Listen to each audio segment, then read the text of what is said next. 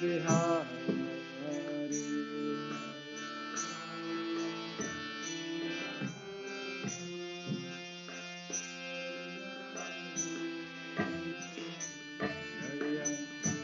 Janavallabha Girivardhari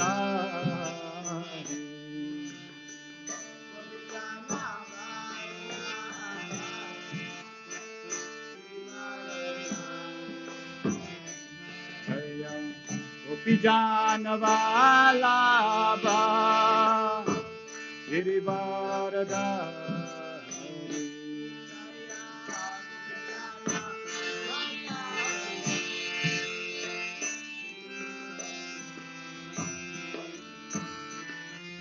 Yashodanandana Rajajanarandana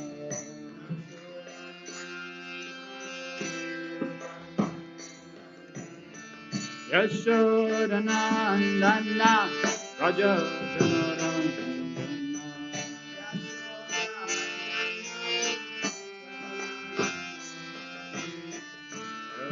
Nativa Vanachari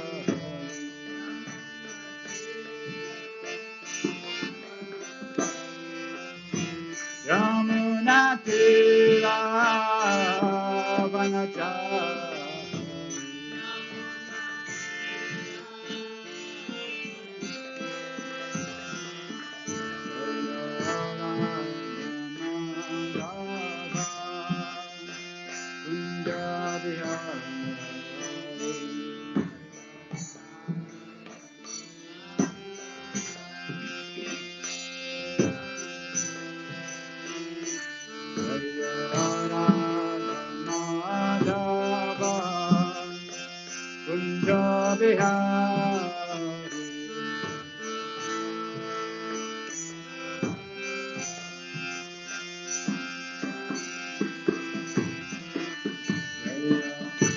Janavallabha Girivardhari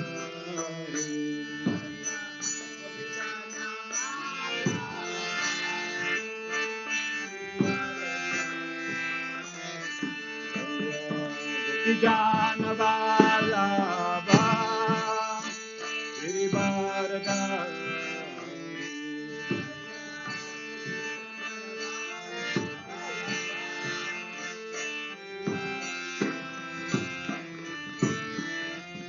Shodanandana Rajajanarandana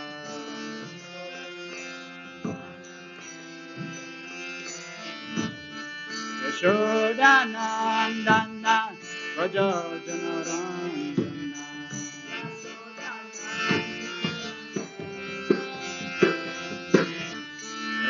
Yamunatira Vanachari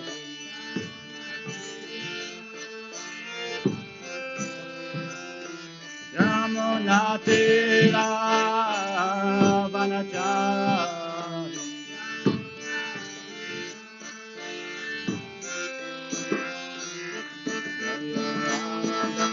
Madhava Kunjavihari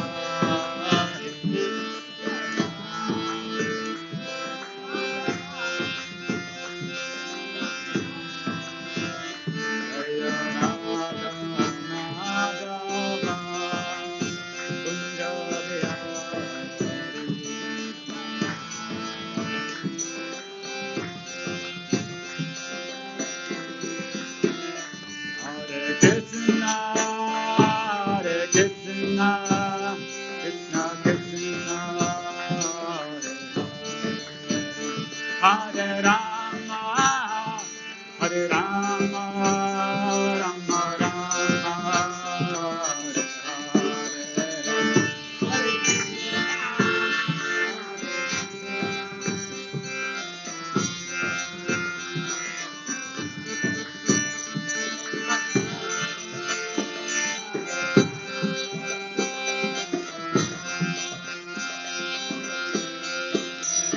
Hare Krishna, Krishna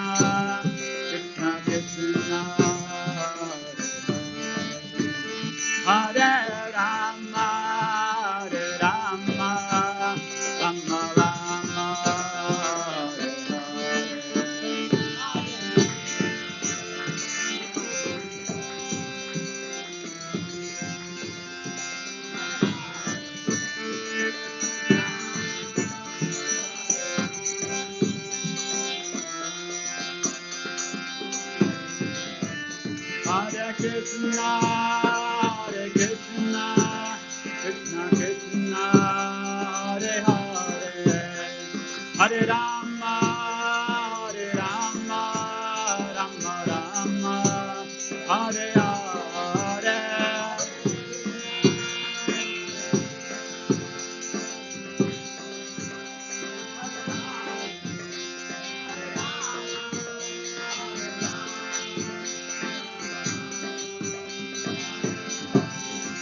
Hare Krishna, Hare Krishna, Krishna Krishna, Hare Hare, Hare Rama, Hare Rama, Rama Rama, Hare Hare.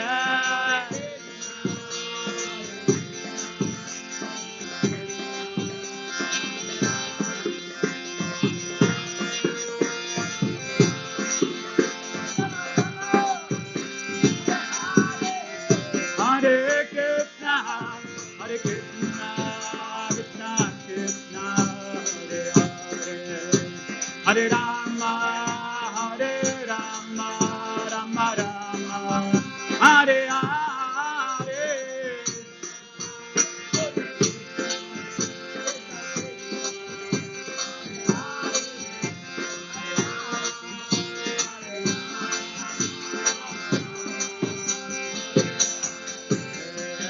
Hare Krishna, Hare Krishna, Krishna Krishna, Hare Hare, Hare Rama, Hare Rama, Rama Rama, Hare Hare.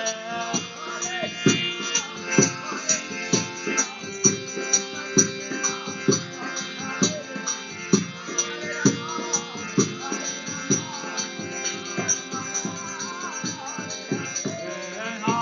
Krishna, Hare Krishna, Krishna Krishna, Hare Hare, Hare Rama, Hare Rama, Rama Rama, Hare Hare.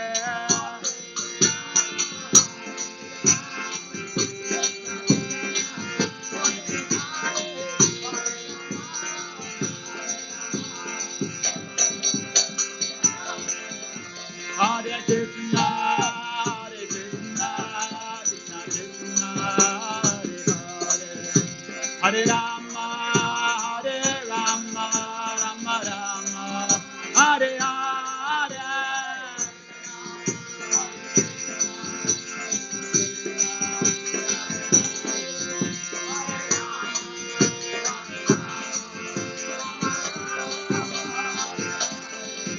Jaya Radha Madhava Radha Madhava Radha.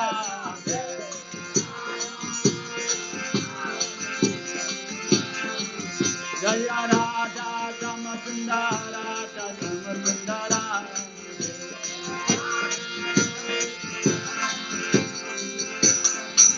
Jaya Prabhupada Prabhupada Prabhupada Jaya Prabhupada.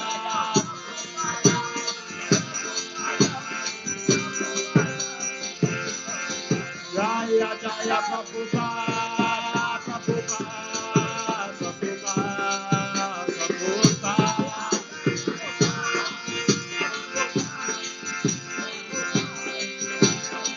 Jaya Jaya Prabhupada Prabhupada Prabhupada Prabhupada.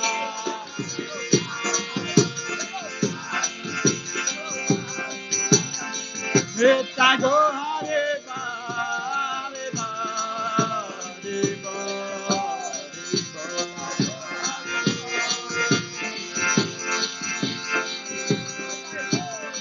Nitya Go Hare Ba, Hare Ba, Hare Ba, Hare Ba.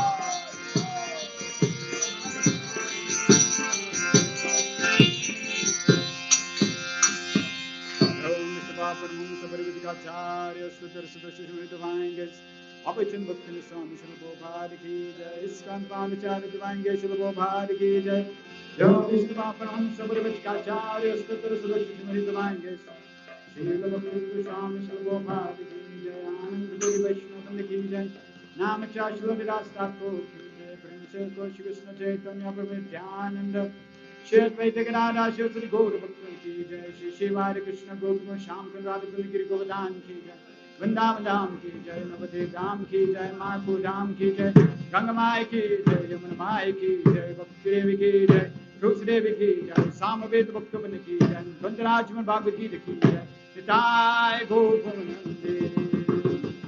All glory is to the simple devotees. All glory is to the simple devotees. All glory is to the simple devotees. All glory, Shri Guru and Shri Guranga. All glory, Shri Prabhupada Ki. Hare Krishna, Hare Krishna, Krishna Krishna, Hare Hare, Hare Rama, Hare Rama, Rama Rama, Hare Hare.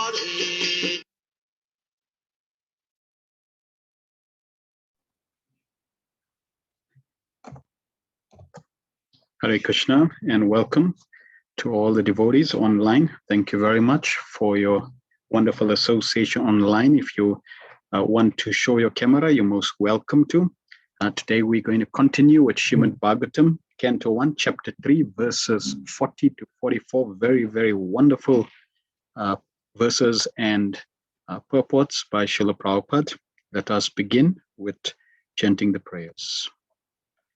Om Jnanatimirandasya Gyananjana Shalakaya Chakshurunmilitam Yena Tasmai Shri Gurave Namaha Shri Chaitanya Manobhistam Stapitam Yena Bhutale Swayam Rupa Kadamayam Dadati Swapadantikam Vandeham Shri Guru Shri Utapadakamalam Shri Gurun Vaishnavamscha Shri Rupam Sagrajatam Sahagana Ragunatham Tamvitam Tam Sajivam Sadvaitam Savadutam Parijana Sahitam Krishna Chaitanya Devam Shri Radha Krishna Padan Sahagana Lalita Shri Vishakan Vitamscha He Krishna Karuna Sindhu Dinabandho Jagatpate Gopesha Gopika Kanta Radha Kanta Namastute Tapta Kanchana Gourangi Radhe Vrindavaneshwari Vrishabhanu Sute Devi Pranamami Hari Prem Vanchakalpatarubhyascha Kripa Sindhubhya cha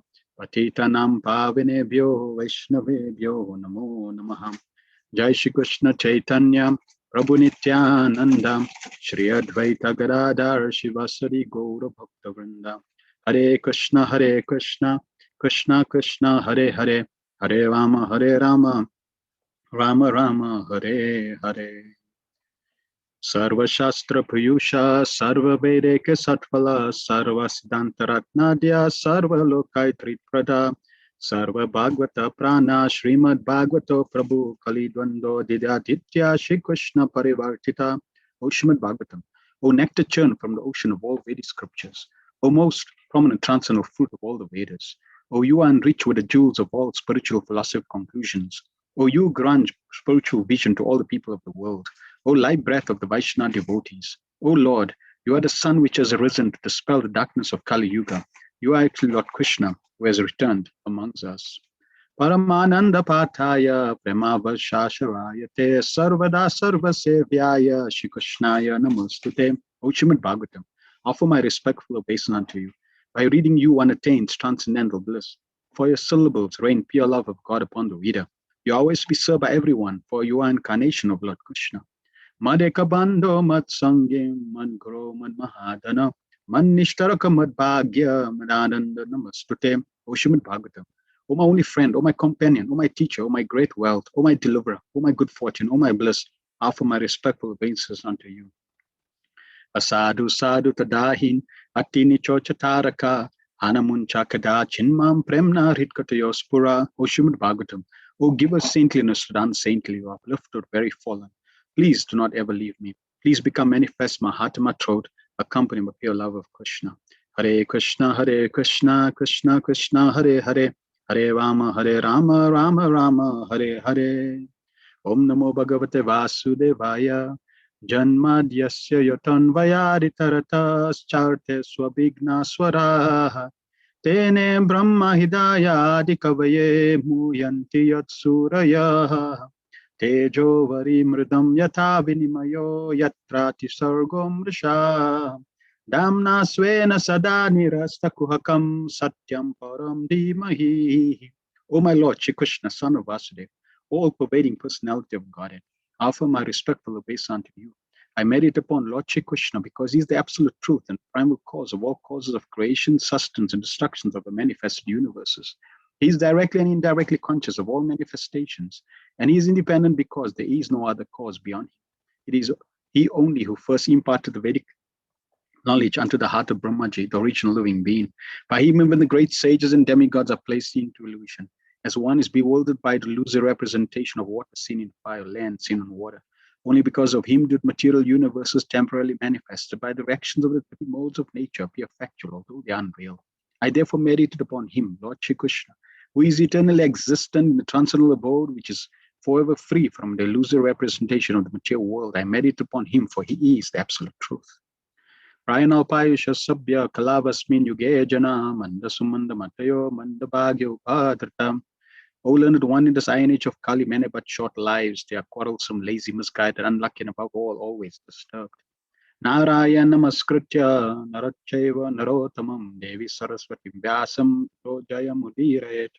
Before reciting the Srimad Bhagavatam, which is the very means of conquest, one should offer respectful obeisance unto the personality of Godhead Narayan, unto Narayan Rishi, the supermost human being, and unto Mother Saraswati, the goddess of learning, and unto Srila Vyasadeva, the author. Savaipum saparo dharmo yato bhakti radoksha jaya haitya pratyata yayatma suprasiddhati. The supreme occupation dharma for all humanity is that by which man can attain to loving devotional service unto the transcendent Lord. Such devotional service must be unmotivated and uninterrupted to completely satisfy the self. Vasudeva Bhagavati Bhakti Yoga Prayojita Janayatyas Vairagyam Jnanam Cha Yad Avitakam. By rendering devotional service unto the personality of Godhead Shri Krishna, one immediately acquires causeless knowledge and detachment from the world. Vedanti tattvavidas tattvam yajnanam advayam brahmeti paramatmeti bhagavaniti sabhyate. Learned transcendentalists who know the absolute truth call this non-dual substance Brahman, Paramatma, Bhagavan. Shru Shru Shro Shardanasya Vasudeva Kata Ruchi Syan Mahatsevaya Vipra Punya Tirtha Nishevanat, or twice born sages. By serving those devotees are completely freed from all vice, great service is done. By such service one gains the penalty for hearing the messages of Vasudeva. Shranutam Swakata Krishna Punya Shravana Kirtana Ryadantastoya Vadrani Vidunati Suritsatam. Shri Krishna, the personality of Godhead, who is Paramatma, super soul in everyone's heart, the benefactor, truthful devotee, cleanses desire of material enjoyment from the heart of the devotee who has developed the urge to hear his messages, which are in themselves virtues when properly heard and chanted. Nasta prayashu bhadreshu nityam bhagavata sevaya bhagavatutam sloke bhaktir bhavati naishtike. By regular attendance in the classes of the Bhagavatam and by rendering of service to the pure devotee, all that is troublesome to the heart is almost completely destroyed. And loving service unto the personality of Godhead, who is praised with transcendental songs, is established as an irrevocable fact. Om Namo Bhagavate Vasudevaya. Om Namo Bhagavate Vasudevaya. Om Namo Bhagavate Vasudevaya. Srimad Bhagavatam, based on the teachings of His Divine Grace A.C. Bhaktivedanta Swami Srila Prabhupada, founder Acharya of the International Society for Krishna Consciousness. Hare Krishna. So let us cover any feedback that the devotees had from our last week's verses, chapter 3, verses 30 to 39.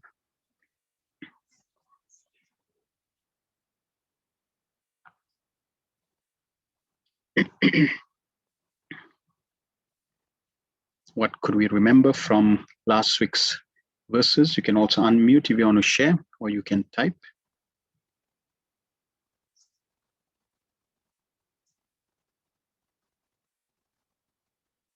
Rasaraj and Atma Priyadas says, spiritual life is difficult, but material life is impossible. Most definitely, Srila Prabhupada has wonderfully instructed and shared with us the proper perspective, material life and spiritual life. Nalini Kantaprabhu says, one must qualify oneself to see Krishna. And Srila Prabhupada is going to reveal to us today in purports of the Bhagavatam today, what is that qualification? Madhacharya says, when we start to hear about the Virat Rupa, our relation with Krishna is strengthened. Yes, because Krishna He's concerned about all the living entities, even those who cannot, see and accept him as supreme person with a two-armed human form. Still, Krishna makes arrangements that they can still see him in relation to creation. Shamananda Prabhu says, Hare Krishna Prabhu, we should ask any so-called we should ask any so-called incarnation to exhibit the Virat Rupa, then we will accept him. Yes. We don't just accept cheap, imitation, fictitious incarnations. We want the genuine ones.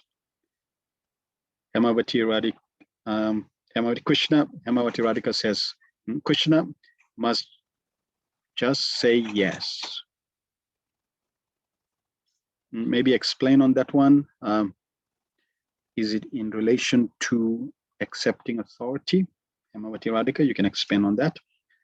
Krishna Devidasa says, Hare Krishna, we should have firm faith that Krishna always do what's best for us, though we experience a lot of material distress this week. Besides, the greater distress is getting out of birth and death cycle. Yes, definitely true. In fact, I'm doing a Bhagavad Gita class every evening for 18 days for devotees, devotee family community that left, that also had family members that left due to COVID. And today in one of the slides, I have two sections. One is there's an outer band, which is birth and death. And then within that band, there's another bands of turmoil. So generally, and the turmoil obviously goes like a sine wave, up and down. So things are, nice, then things are bad, and things go worse, and things, come back to normal. And that's the cycle of life. Things in this world are not permanent. There is no permanent happiness and there's no permanent distress. They intertwine and they go up and down. But within all that, really the true cycle that we need to address is birth and death. If we can address birth and death, then we've addressed all the turmoil in between. So definitely, and we develop the faith that yes, Krishna knows best. We will not have to go through what we went through and what we're going through if it's not within our karma. And Krishna may also use the devotees to teach others how to see, how to have the proper perspective to life and its events. Just like when Srila Prabhupada, when there was war in Calcutta, Srila Prabhupada was going out on Harinam, and they asked Srila Prabhupada, what if they throw the bomb? Prabhupada said, I'll see the bomb. Yes, Krishna coming. So Prabhupada taught us that perspective. We see Krishna in festivals. Prabhupada wrote a beautiful message in a letter to a devotee. We see Krishna in festivals and we see Krishna in disasters. We see Krishna everywhere. And when we develop that perspective, life becomes blissful, believe it or not. It's interesting. Bafana says, I could not go past the verses we studied. I learned about gross material and our involvement in it, but also imbibed the position of the Lord. I love the expression that material creation is created to reclaim us. I found that as impeccable mercy. Yes, Krishna, he's not here to punish us and to make us suffer. He created the material world and he comes to this material world simply to reclaim us. And in every way, Krishna, because he tries to reclaim us, we duck and dive. Krishna says, no problem. Just like it's explained when Chaitanya Mahaprabhu was in India, in Bharatwash, he spread Krishna consciousness all over India. And naturally, many people were not touched by Lord Chaitanya Mahaprabhu. So Srila Prabhupada was sent to the West. You go grab them. So in this way, the Lord makes all arrangements to make sure that everyone has the opportunity. Naturally, ultimately, it's up to us, but Krishna gives us that choice. So Mother Hemavati Radhika says, Krishna must say yes to accept us, then we will be perfect and reunite with him. Correct. And Krishna, Prabhupada says that Krishna will reciprocate and give us sufficient realizations when we have sufficiently pleased him. It's not that Krishna is not pleased, just like we're hearing about Krishna now through the Bhagavatam. It's not that Krishna is not pleased. He's pleased. Even if you just think of him for 1 second, 1 nanosecond, you think of him, he's pleased. But he will not give us realizations until he is sufficiently pleased. He will not give us full darshan when he is sufficiently pleased. Okay? So there is a gradation of pleasing Krishna. Therefore, our duty is simply to continue to please Krishna more and more and more, and let Krishna reveal himself. That is why Srila Bhakti Maharaj said, don't try to see God, but act in such a way that God will want to see you. So our actions should speak. And they say, actions speak louder than words. So instead of saying, oh, I'm a Hare Krishna devotee, I love God. No, show it by your actions. Because if you show it by your actions, it'll speak louder than your words. Words are cheap. No, words are free. Right? It's not even cheap, it's free. So anyone can say anything. But the truth is revealed through our actions, through our thoughts, through what we say. This is what Krishna sees. And in this way, when Krishna sees that, yes, we are sincere, we want him we want that relationship with him, then on Krishna's own timeline, Krishna will reveal. Krishna, as Krishna Devidas says, Krishna knows best when and how. So therefore, we leave it in his hands, whatever he arranges. And the beauty is we don't really need to worry about this one life. Our relation with Krishna is eternal.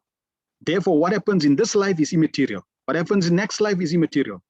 Because this life is devotional service, next life is devotional service, every life is devotional service, life after life. Therefore, we should have firm faith and just continue.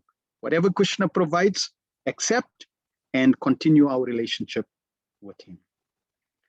All right, thank you very much for all your feedback. Let us now continue with today's section.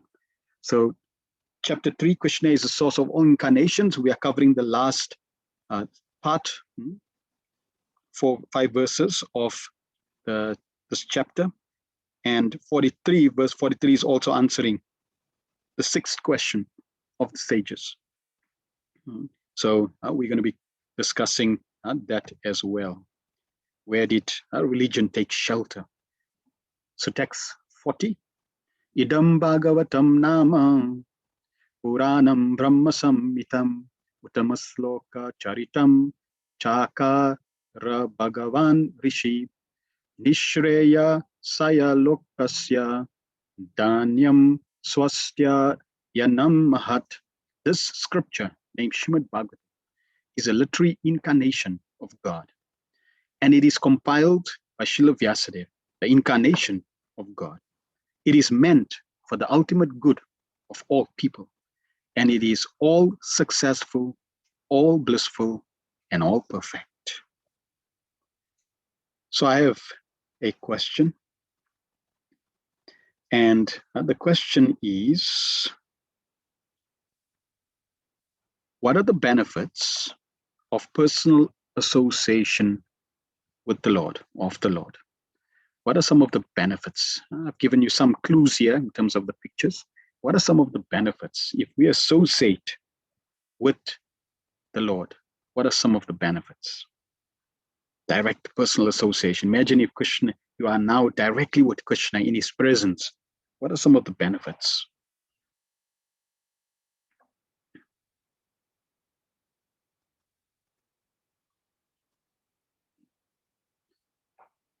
Okay, Madhacharya says direct protection.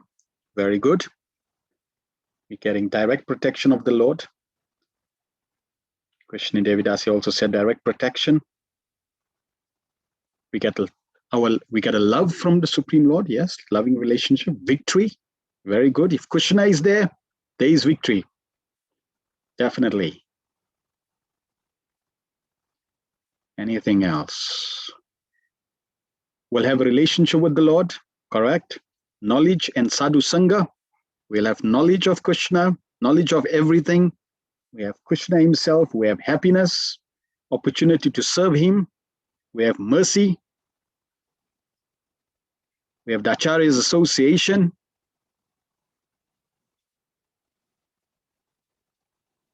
Yes, Ajay Chaitanya Prabhu. You can unmute yourself if you...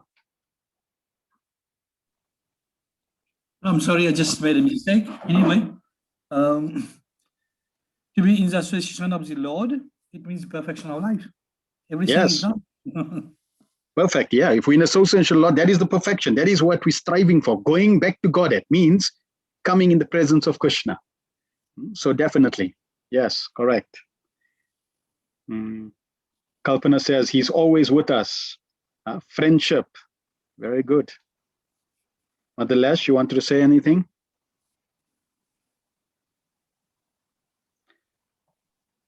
Emma Kishori Devide says, no fear. Good. All right. Wonderful. Thank you for your feedback. So I'll just cover, many of you already shared some of the points. Here we find in Govardhan Leela, Krishna is reciprocating with all the devotees in all the different rasas. And it's an adventure, right? It's not, Vrindavan is not boring. You can see the excitement, the turmoil. It's explained, Vrindavan is like the meaning of Vrindavan means like a snake, means the love is really churned by Krishna. It's not just, static. We obviously don't like this idea, right, that life got its up and down. But no, in Vrindavan is also up and down. The demons make it go down and Krishna makes it go up. But the demons are serving Krishna. So they're facilitating the rasas, the exchanges, adventures. So it's exciting because everybody knows when you're in trouble, it's like call the Ghostbusters, right? There's that Ghostbuster movie. Whenever you see the ghost, call the Ghostbusters. So whenever there's trouble, call on Krishna. And we'll see this theme throughout the Bhagavatam. Whenever devotees are in difficulty, they dial Hare Krishna, Krishna Krishna, Hare Hare, Hare Rama, Rama Rama, Hare Hare. That's the number, emergency number. Just make sure you write it down. Remember that number. Whenever you're in difficulty, just dial that number. The connection's always there. Even if the cell phone towers are destroyed, no problem. This number doesn't need any cell phone towers. It's a direct connection, direct line to the Supreme Personality of Godhead. In fact, it's non-different from the Supreme Personality of Godhead. So that's adventure. Then we get knowledge, as many of you said. We get bliss. Consider when Lord Nityananda and Gadadhar Pandit and many of the other associates, when they would come together and meet each other, they would offer obeisances to each other. They would get up. They would embrace with tears in their eyes. They would faint in ecstasy. Such deep, loving relationships with pure ecstasy. When you're in amidst Krishna, that's what you're going to get. Then, Srila Bhaktivinoda Thakur, naturally, we get association of the Acharyas and also protection. We're going to, I'll share in relation to the next. Prabhupada explains a purport in terms of protection that Srila Bhaktivinoda Thakur personally used the Bhagavatam for protection. Then we no doubt get Krishna's personal association and direct relationship. And then we can get anything else we want from the Lord. Just like Sudama, his wife asked him, you go to Krishna and get some wealth. We're so poor. Sudama, he was interested in pleasing Krishna, not in asking for wealth. But Krishna provided and gave him so much wealth. So even our material necessities, we can pray to Krishna.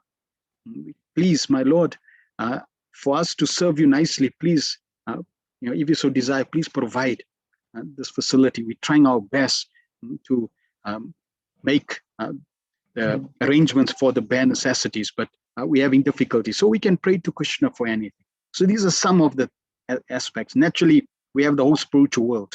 We have everything. We have Vaikuntha, no anxiety. So that is what we get. Those are some of the, in fact, unlimited benefits. There are unlimited benefits of the personal association of Krishna. It's what the living entity is searching for. So Prabhupada starts off this beautiful purport. Lord Sri Mahaprabhu declared that Srimad Bhagavatam is the spotless, sound representation of all Vedic knowledge and history. It is spotless. Amala Puran.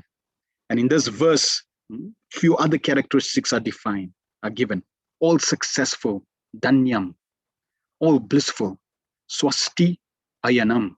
All perfect, Mahat. If you want the epitome of success, it's in your hands, Srimad Bhagavatam. If you want the epitome of all blissfulness, you have it in your hands, Srimad Bhagavatam.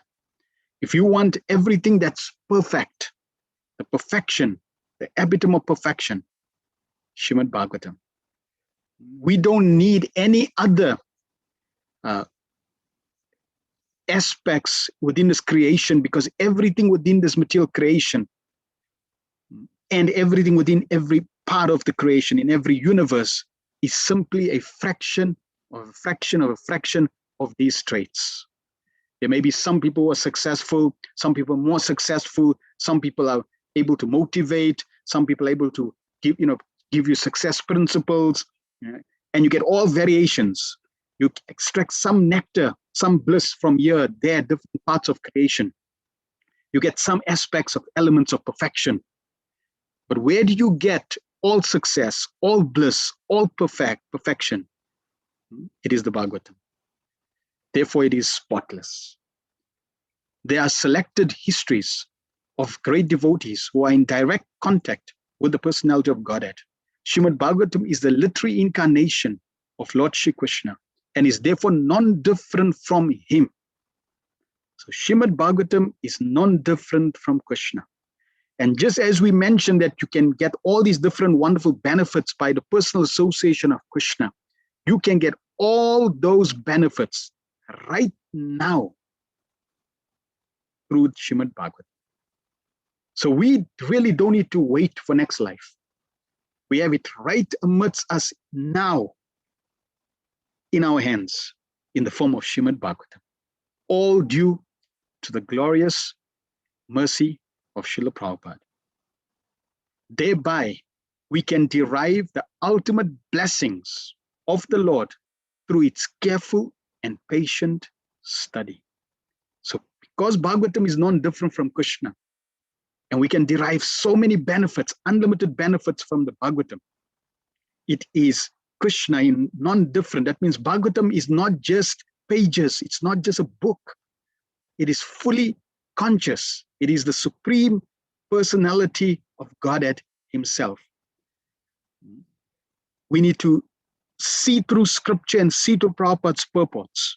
When we see Srimad Bhagavatam, when we're holding the book, we're not holding the book. We're holding the personality of Godhead in our hands. Just consider how compassionate Krishna is, how merciful Krishna is. That Krishna, we want Krishna, we want God. Right there, he's in your hands.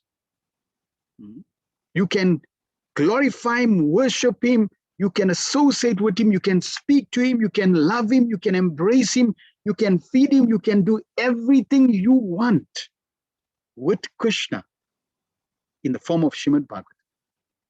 And therefore, Srila Prabhupada is saying that to derive the ultimate blessing of the Lord, we should carefully and patiently study. Carefully means we need to go through the purports, understand systematically what Bhagavatam is telling us, because Bhagavatam is Krishna. So therefore, Krishna is directly speaking to us through the verses and purports of Srimad Bhagavatam. We are directly in the association of Krishna, and patient study. It requires patience because there's so much. But the beauty is that for us, we are happy to eternally associate with Srimad Bhagavatam.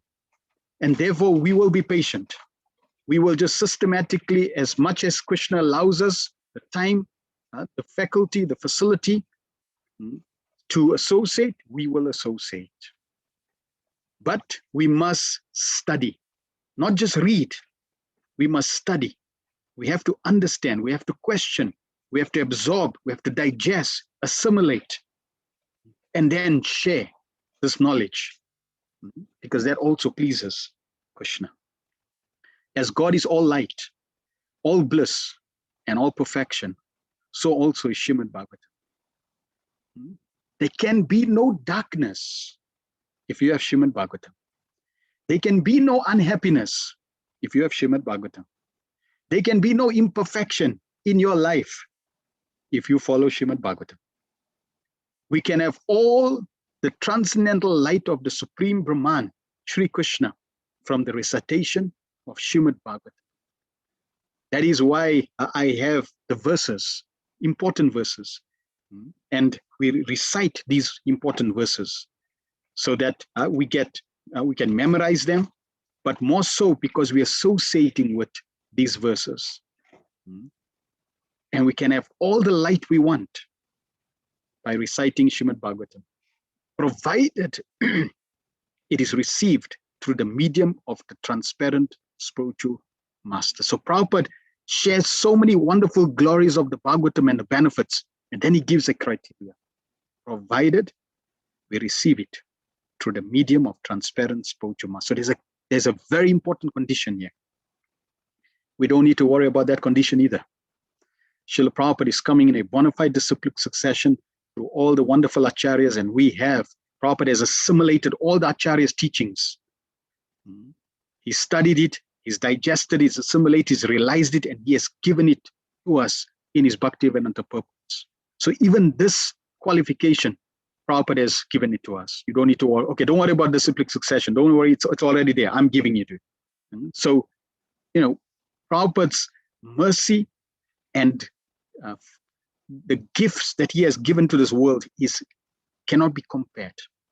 Lord Chaitanya Mahaprabhu's private secretary, Srila Swarup Damodar Goswami, advised all intending visitors who came to see the Lord at Puri to make a study of Bhagavatam from the person Bhagavatam. Person Bhagavatam is the self-realized bona fide spiritual master, and through him only can one understand the lessons of the Bhagavatam in order to receive the desired result. One can derive from the study of the Bhagavatam all the benefits that are possible to be derived from the personal presence of the Lord. As we narrated all the different benefits, Prabhupada is making very clear. One can derive from the study of the Bhagavatam, not just touching the Bhagavatam, even though you get benefit, not just by reading the Bhagavatam, even though you get benefit, but by studying. Prabhupada's choice of words are very particular. By studying of the Bhagavatam, all benefits that are possible is derived from the personal presence of the Lord. It carries with it all the transcendental blessings of Lord Shri Krishna that we can expect from his personal contact. What more do we want? We have Krishna, and we have personal association, and we have everything we want from Krishna that we can get from his personal presence right in our own home, in the form of Srimad Bhagavatam. Therefore, we simply have to accept and embrace and take advantage of the opportunity. Just like when Srila Bhaktivinoda Thakur, in relation to protection, Srila Bhaktivinoda Thakur, he wanted to defeat Vibhikashan, who was a imposter yogi. He was actually proclaiming that he is Vishnu, and he had two other imposters with him, friend imposters, who one was Shiva and one was Brahma. So, but he had powerful mystic siddhis, and naturally he was curing diseases, creating this turmoil that he is God. And he also had and Srila Bhaktivinoda Thakur didn't really do anything, but when he started criticizing Lord Jagannath, that was it. And the British also asked Srila Bhaktivinoda Thakur, please go sort him out. And Srila Bhaktivinoda Thakur went, but how did he go? What was his protection? He took Srimad Bhagavatam with him. He embraced Srimad Bhagavatam, and with Srimad Bhagavatam he went. So he had firm faith. I'm going with Krishna, and if I go with Krishna, how can I have any problems? I can't have any difficulties because I got Krishna. Yes, we also have Krishna, and depending on our faith, Krishna will reciprocate. And however Krishna reciprocates, that is, he's independent, he's Swarat. Let him. However Bhagavatam wants to reciprocate, let Bhagavatam reciprocate. And we will see as we sincerely study Srimad Bhagavatam, verse by verse, page by page, purport by purport, line by line, word by word, you will see in your own life how the Bhagavatam will start reciprocating and interacting with you in different ways as the Bhagavatam desires. That means we have a direct and personal relationship with Srimad Bhagavatam. That realization you will get. Krishna will reciprocate with each and every one of us according to his own sweet will. Just like in Vrindavan, Krishna reciprocates with every devotee uniquely according to that devotee. This is Krishna's amazing personality. Verse 41.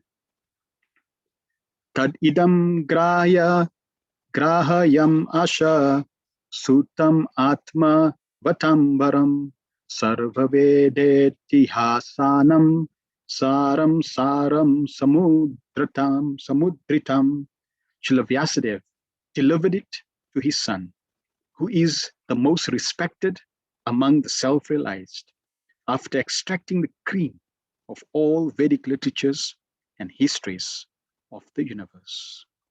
So Srila Vyasadeva, for the benefit of everyone, did this amazing service. He compiled all the Vedas, and then we're going to hear his pastime coming in the future chapters of how he was instructed to write Srimad Bhagavatam. So he extracted the cream of the Vedic literatures and gave it to the world. Prabhupada begins the purport. Men with a poor fund of knowledge only accept the history of the world from the time of Buddha, or since 600 BC. And prior to this period, all histories mentioned in scriptures are calculated by them to be only imaginary stories. This is not a fact. All the stories mentioned in the Puranas and the Mahabharata, etc., are actual histories not only of this planet, but also of millions of other planets within the universe. So every pastime that we're going to encounter in the Srimad Bhagavatam, and which is there in the Mahabharata and other Puranas, we should understand and know that they are not mythology. It is not myth, it is not fictitious, it is not some concocted story. No, they are actual events that transpired.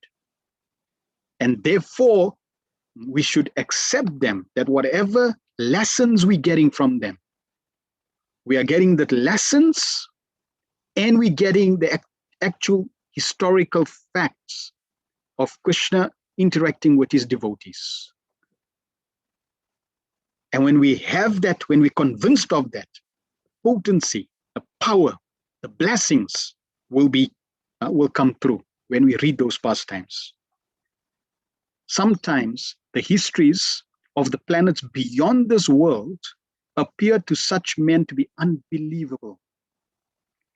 But they do not know that the different planets are not equal in all respects, and that there are therefore some of the historical facts derived from the other planets do not correspond with the experience of this planet. So now Prabhupada is sharing some insight. Prabhupada is able to see past, present, and future according to Krishna's desire, and Prabhupada is able to also see that in other planets, there may be events, activities, situations which are beyond our planet. In other universes, compared to this universe, there may be events. So different planets or different universes may be completely different in terms of experience. It's not that there are planets where things cannot happen, which are inconceivable. Yes, ultimately, every universe is a prison, but in terms of relating and interacting with Krishna, there may be different events and different experiences that are beyond the experiences of this current planet. And therefore, Prabhupada is saying that because of that, we should not think that what we hear is mythology. No, it's not mythology. Things on the higher planets, they have higher experiences, higher perspective to life, and obviously higher interaction with the Lord. And we getting that knowledge for our benefit. So therefore, we should accept whatever is in the Bhagavatam. It's spotless. It's Amala Puran. It's the truth. It's the truth and nothing but the truth. Considering the different situations of different planets and also time and circumstances, there is nothing wonderful in stories of the Purana, nor are they imaginary. We should always remember the maxim that one man's food is another man's poison. We should not therefore reject the stories of and histories of the Puranas as imaginary. The great rishis like Vyasa had no business putting some imaginary stories in their literatures. Yeah. And we see even Srila Prabhupada, all the acharyas, they have no business to cheat. Why would they spend so much time trying to pen some imaginary stories? No, they don't want to waste their time for that business. Their business is the absolute truth. And therefore, they will do everything to give the absolute truth. And we have received the absolute truth through Srila Prabhupada. So everything that Srila Prabhupada is sharing through his Bhaktivedanta purports, the Bhagavatam, the Mahabharata, the Puranas, is factual. Sometimes, especially if one hasn't got the roots in the Vedas, one is not brought up with the Vedic culture, and one is, especially in the West, when one starts reading these books, it's like, my goodness, where did this come from? What is this? In fact, I remember when I went to the library for the first time in Lenasia, and in the library, they had the whole series of the Bhagavatam. So I took one of the cantos and came home and started reading, and I myself was surprised. Wow, what is this information? Far out. This is amazing. So even though I had some roots in the Vedic culture, but still the knowledge that is in the Bhagavatam is so profound, so amazing. And no doubt for people of this age, it will look like this is mythology. That's why they say it's mythology, so many people. But we should accept from the disciplic succession. That's why Prabhupada started off to tell us that we can get all the benefits if we receive this knowledge in disciplic succession. So let's hear what the disciplic succession is saying and accept them. Leave your understanding behind and accept knowledge coming down. That's the best way. That's the perfect way. Descending form of knowledge. You try to apply ascending, try to use your own intelligence, there's unlimited defects and limitations. But receiving knowledge from a descending process is perfect. And that means when we understand that that's the process, we simply accept everything that is mentioned. Just like when you're cooking rice. When you're cooking rice, and now you want to test whether the rice is cooked, you open the pot, you take one or two grains, you press it, and you see if it's cooked. If it's soft, then you accept it's cooked because it's all in the same pot. You don't decide, okay, well, I don't know if all the rice is cooked. Let me try the next few grains, and let me try the next few grains, and let me try the next few grains. You don't go through the whole pot and mush up everything. Nope. You simply just accept few grains and you test few grains because it's in the same pot. They're cooked in the same environment. So all the knowledge that is coming down through disciplic succession it's coming down in the same format, same system, same mechanism, the pure acharyas, and therefore everything that is given to us is perfect. Some statements we cannot reconcile. Some things are beyond our imagination. Like Prabhupada says, there's birds flying from universe to universe. What? How can you get birds flying from universe to universe? It's impossible. No, it's not impossible. Prabhupada says that there are certain fish in the ocean that can eat whales. And we're thinking, hold on, but the whale is the biggest fish. What is this fish that eats whales? How big that fish must be to eat a whale. Imagine how big its mouth must be to eat a whale. Impossible. No, it's not possible. We have to understand how we're receiving this knowledge and embrace it. In the verse, it says saram samudritam. Saram means cream, and the word is used twice. Cream of the cream. It's taken out. And Prabhupada says, in the Srimad Bhagavatam, historical facts selected from the histories of different planets have been depicted. It is therefore accepted by all the spiritual authorities as the Mahapuran. The special significance of these histories is that they are all connected with activities of the Lord in a different time and atmosphere. This is what makes Srimad Bhagavatam special, because everything is connected to Krishna. If you connect yourself, your mind, body, words, everything related to you to Krishna, perfection. If you disconnect yourself from Krishna, imperfection, suffering. Srila Sukadeva Goswami is the topmost personality of all self-realized souls. And he accepted this as the subject of studies from his father, Vyasadeva, Vyasadeva. Srila Vyasadeva is the great authority, and the subject matter of Srimad Bhagavatam being so important, he delivered the message first to his great son, Srila Sukadeva Goswami. It is compared to the cream of the milk. Vedic literature is like the milk ocean of knowledge. Cream or butter is the most palatable essence of milk, and so also is Srimad Bhagavatam, for it contains all palatable, instructive, and authentic versions of the different activities of the Lord and his devotees. So the Vedic scriptures is like the ocean of milk. The Shir Sagar, ocean of milk. And Srila Vyasadeva churned this ocean of milk and extracted the cream for us in the form of Srimad Bhagavatam. And Srila Prabhupada took the verses of Srimad Bhagavatam and extracted the essence of all the verses in the form of his purports. So really we have the saram given to us by Srila Prabhupada. We don't need to learn Sanskrit. We just read Prabhupada's purports in the most uncultured language called English, or unrefined language compared to Sanskrit. Yet, we can extract the cream of the cream of the cream given to us by Srila Prabhupada. And Prabhupada says it's the most palatable essence of milk. Why? Because it contains all that is palatable. It's wonderful, it's relishable, it's nutritious, it's instructive. It's not just storytelling, it's giving us instructions, it's sharpening our intellect, it's giving us the power to discriminate, it's giving us the power to see in the authentic way. So it's giving us the authentic versions. And of what? Because it's related to Krishna, of the Lord and his devotees.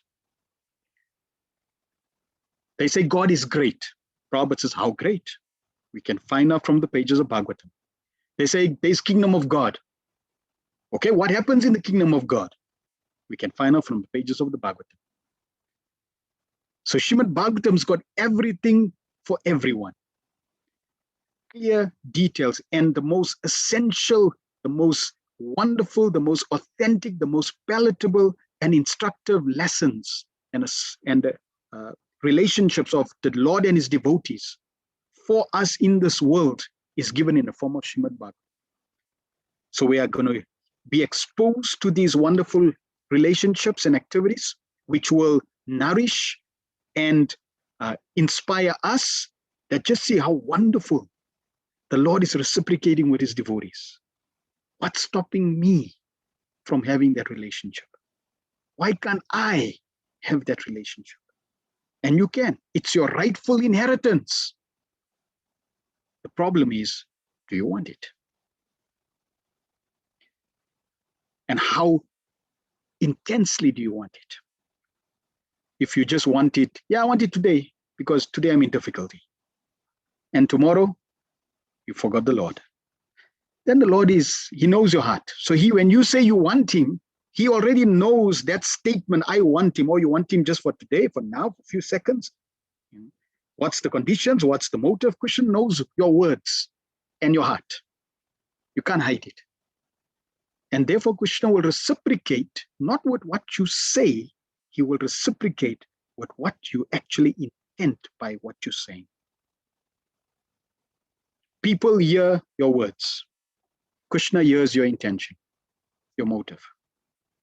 So therefore, it's not about changing your words. It's about changing your intention, your heart, your desire, what you really want. And if you want the association of the Lord, it's available. There is no gain, however, in accepting the message of the Bhagavatam from the unbelievers, atheists, and professional reciters who make a trade of the Bhagavatam for laymen. It was delivered to Srila Sukadeva Goswami, and he had nothing to do with the Bhagavad business. He did not have to maintain family expenses by such trade. Srimad Bhagavatam should therefore be received from a representative of Sukadeva, who must be in the renounced order of life without family encumbrances. Milk is undoubtedly very good and nourishing, but when it is touched by the mouth of a snake, it is no longer nourishing. Rather, it becomes a source of death. Similarly, those who are not strictly in the Vaishnava discipline should not make a business of this Bhagavatam and become a cause of spiritual death for so many years. In the Bhagavad Gita, the Lord says that the purpose of all the Vedas is to know him, Lord Krishna. And Srimad Bhagavatam is Lord Krishna himself in the form of recorded knowledge. Therefore, it is the cream of all the Vedas, and it contains all historical facts of all times in relationship with Krishna. It is factually the essence of all histories. People want to study history, they should study Bhagavatam. The essence of all histories. Because this history will enlighten, will give you all perfection, all bliss, all success. This is the most powerful histories.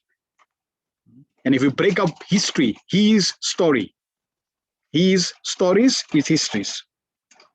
So whose story? Krishna's story. It's Krishna's pastime, Krishna's relationship. Because Krishna is all perfect, all blissful, all successful. Therefore, his stories are best. We shouldn't be worried about other material stories because they are temporary, and we want to take time, associate with these histories. Text 42. Satu sam sravyayam asa Maharajam Parikshitam Paryopa Vishtam Gangayam Paritam Param Rishibi. Sukadeva Goswami, the son of Vyasadeva, in his turn delivered the Bhagavatam to the great Emperor Parikshit, who sat surrounded by sages on the bank of the Ganges, awaiting death without taking food or drink. So here we see, through the example of Maharaj Parikshit, if a situation comes that we have to leave this world and we can't do anything, one way is to abstain from food and drink and spend all our time hearing the glories of Srimad Bhagavatam. In this way, Maharaj Parikshit is showing us the exemplary way of leaving this world. Prabhupada starts the purport. All transcendental messages are received properly in the chain of disciplic succession.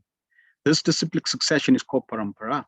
Unless therefore Bhagavatam or any other Vedic literatures are received through the parampara system, the reception of knowledge is not bona fide. Vyasadeva delivered the message of Sukadeva Goswami, and Sukadeva Goswami, Sutta Goswami received the message.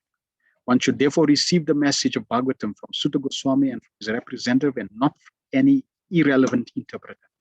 So we're very fortunate that we have a perfect disciplic succession coming through our previous acharyas, through Srila Prabhupada And now we are having Srila Prabhupada's association penned down in his Bhaktivedanta purports. How glorious. Just consider that, if we wanted to know then this knowledge, we had to go to a living Acharya. Srila Prabhupada, knowing the condition of Kali Yuga, has personally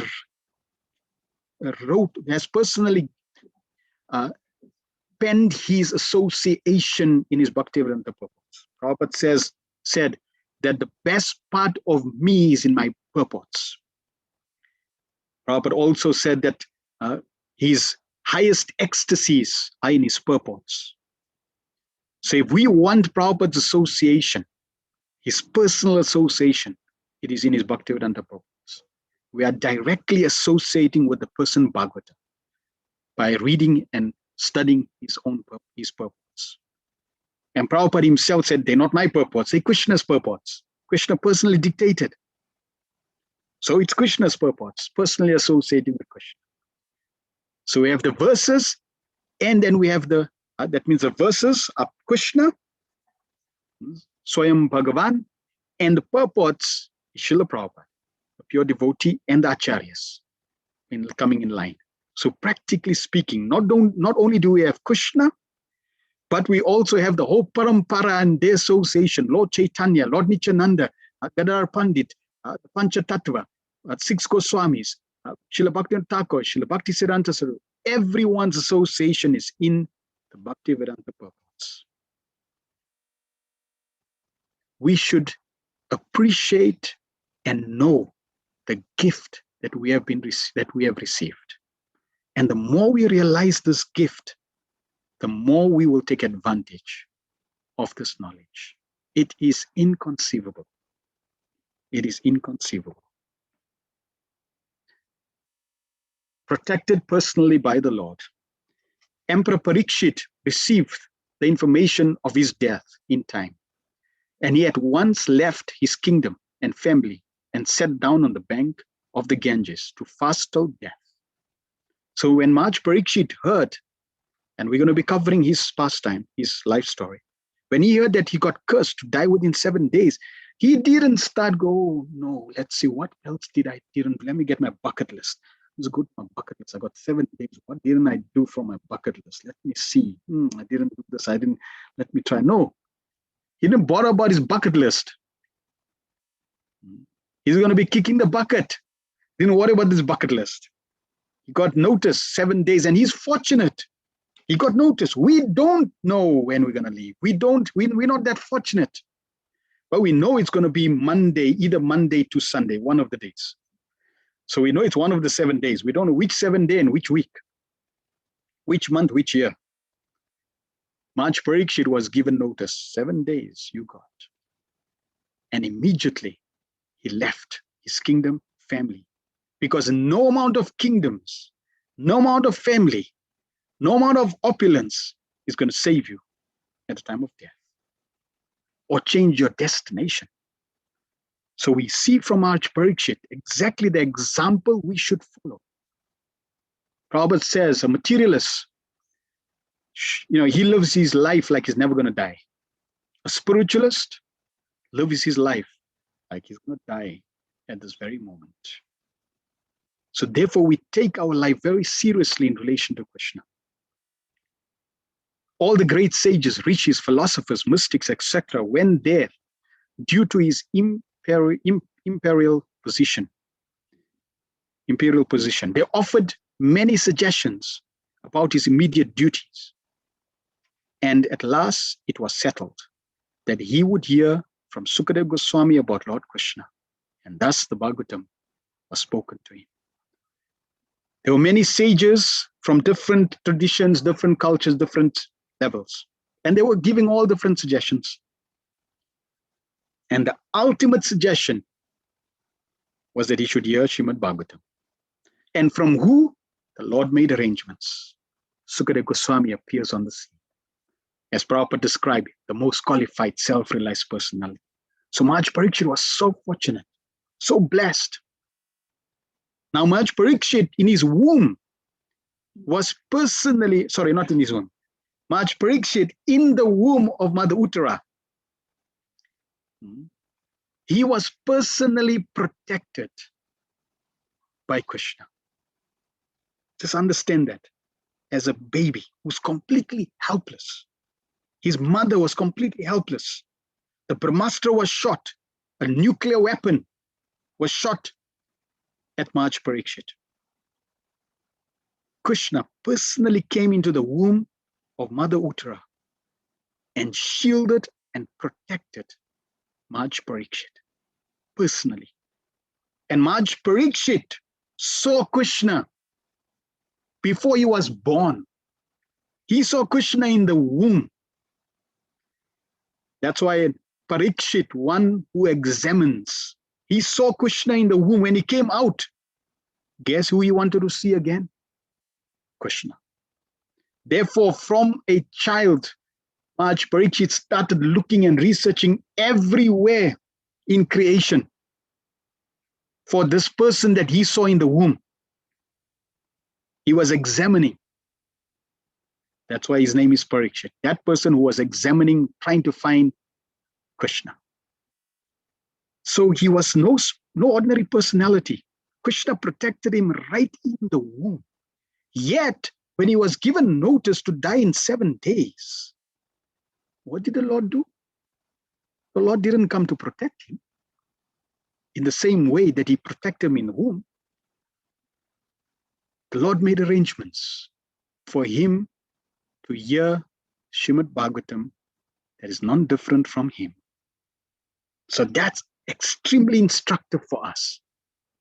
Because we may not, well, I can speak for myself, definitely not qualified to see the Lord like Maharaj Parikshit. But how glorious. The way that Maharaj Parikshit left this world is absorbed himself 7 days, 7 nights, simply hearing and absorbing Krishna Katha, the glories of Srimad Bhagavatam from Sukadev Goswami. And when the snake bird came to burn Maharaj Parikshit, that snake bird did nothing. Did not impact Maharaj Parikshit at all. Because Maharaj Parikshit was completely absorbed in the glories of Krishna, and no external environment could do anything to distract him from the absorption that he was in. He was completely Krishna conscious. He was seeing Krishna, he was hearing Krishna, he was associating with Krishna through Srimad Bhagavatam. And that same benefit we have the opportunity to experience. That if we simply hear Srimad Bhagavatam, associate with Srimad Bhagavatam, hold on to Srimad Bhagavatam, study Srimad Bhagavatam, we can also overcome death, just like Maharaj Parikshit. It is available to every single soul that comes in contact with Srimad Bhagavatam. Then Srila Prabhupada continues, Sripad Sankaracharya, who preached Mayavad philosophy and stressed the impersonal feature of the Absolute, also recommended that one must take shelter at the lotus feet of Lord Shri Krishna, for there is no hope of gain from debating. Indirectly, Sripad Sankaracharya admitted that what he had preached in the flowery grammatical interpretation of the Vedanta Sutra cannot help one at the time of death. At the crucial hour of death, one must recite the name of Govinda. This is the recommendation of all great transcendentalists. Sukadev Goswami had long ago stated the same truth. And at the end, one must remember Narayan. Ante Narayanam Smriti. One must remember Narayan at the time of death. That is the essence of all spiritual activities. So now we are sharing with you, probably sharing the saram, the cream of the cream of the cream of the cream of all instructions. In one sentence, remember the Lord, Govinda, Krishna at the time of death. So even if we do not complete the whole of Bhagavatam, no problem. You've got the essence of the essence of the essence of the essence of all instructions. Simply try to remember Krishna at the time of death. And if you cannot remember Krishna at a time of death, even though you know that, do not worry. Krishna will remember you because he knows that you are trying to remember. Krishna is Bhaktavatsal. He does not forsake any devotee who's sincerely trying to develop a relationship with him. In the pursuance of this eternal truth, Srimad Bhagavatam was heard by Emperor Parikshit, and it was recited by the able Sukadeva Goswami, and both the speaker and the receiver of the messages of Bhagavatam were duly delivered by the same medium. So Prabhupada is giving Sankaracharya as a beautiful example that the grammatical interpretation, the flowery words will not help us. The time of death is crucial. It's the final exam, and we have to prepare for the final exam. So this is preparation. Hearing Srimad Bhagavatam, studying Srimad Bhagavatam is preparation. It's the most important time in anyone's life, and therefore we have to put time and energy in it. Everything else, is irrelevant from one perspective. Now, Sankaracharya, he's Lord Shiva himself. Even though he gave a deviated philosophy for a certain purpose, still he is Lord Shiva. So he knows the truth. Lord Shiva knows Srimad Bhagavatam. Lord Shiva is Vaishnava Yata Shambhu. He's one of the greatest Vaishnavas. He's the greatest Vaishnava. So he knows the truth. And the Lord had asked Sankaracharya to do a service that nobody else wanted to do, besides a great devotee like Lord Shiva. And even though he gave the philosophy of impersonalism of Mayavad, still, deep within, he knew the truth, and he lived by that, and he also instructed his followers through this wonderful song, Bhaja Govinda. And I'm going to share with you this song of Lord Shiva called Bhaja Govinda. There's a history, and Prabhupada often quotes this of Sankaracharya. There is a story attached to the composition of this hymn. It is said that Sri Adi Shankara, accompanied by his disciples, was walking along a street in Varanasi one day when he came across an aged scholar reciting the rules of Sanskrit grammar repeatedly on the street. So there was an aged scholar who was trying to learn Sanskrit. Taking pity on him, Adi Shankara went up to the scholar and advised him not to waste his time on grammar at his age, but to turn his mind to Govinda, Krishna, in worship and adoration, which would only save him from this vicious cycle of life and death. The hymn Bhaja Govindam was composed on this occasion. So when Sankaracharya saw this aged, old man trying to learn Sanskrit, naturally his heart melted in compassion. Why are you wasting your time with the grammatical jugglery of words in Sanskrit? It's not going to help you at the time of death. Besides the refrain of the song beginning with the words Bhaja Govindam, Sankara is said to have sung 12 verses. Hence the hymn bears the title Dodasha Mascharika Stotram, a hymn composed of 12 verses, 12 verse blossoms. Inspired by the exemplary recital of Shankara, each of his 14 disciples that accompanied Sankaracharya on this visit, each of these 14 disciples composed a verse, and the 14-verse compendium is called Chatur Dasa Mascharika Sotram, a hymn composed of 14-verse blossoms, hymns.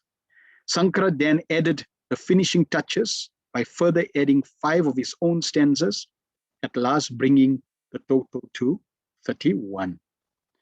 In 31 verses, Sankaracharya, like no other, explained the fallacies, our wrong outlook for life, and dispels our ignorance and delusions.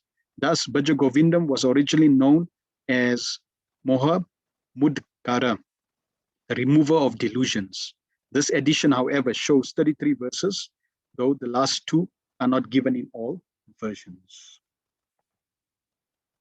So I'm going to go through these different wonderful verses, and we'll see how Sankaracharya is also sharing the same truth of the Bhagavatam to dispel our ignorance. Worship Govinda, worship Govinda, worship Govinda, O fool. The rules of grammar will not save you at the time of your death. O fool, give up your thirst to amass wealth. Devote your mind to dispassion and thoughts of the real. Be content with what comes to you through actions performed by your own work. Do not get drowned in delusion, infatuated with passion and lusty desires by seeing women's raised breasts and navel. These are nothing but a modification of flesh and fat and the like. Do not fail to remember this again and again in your mind. As water drops on a lotus leaf are unsteady and trembling, in the same way life in this world is exceedingly unsteady and restless. Know that the whole world is full of misery, afflicted by unhappiness and grief.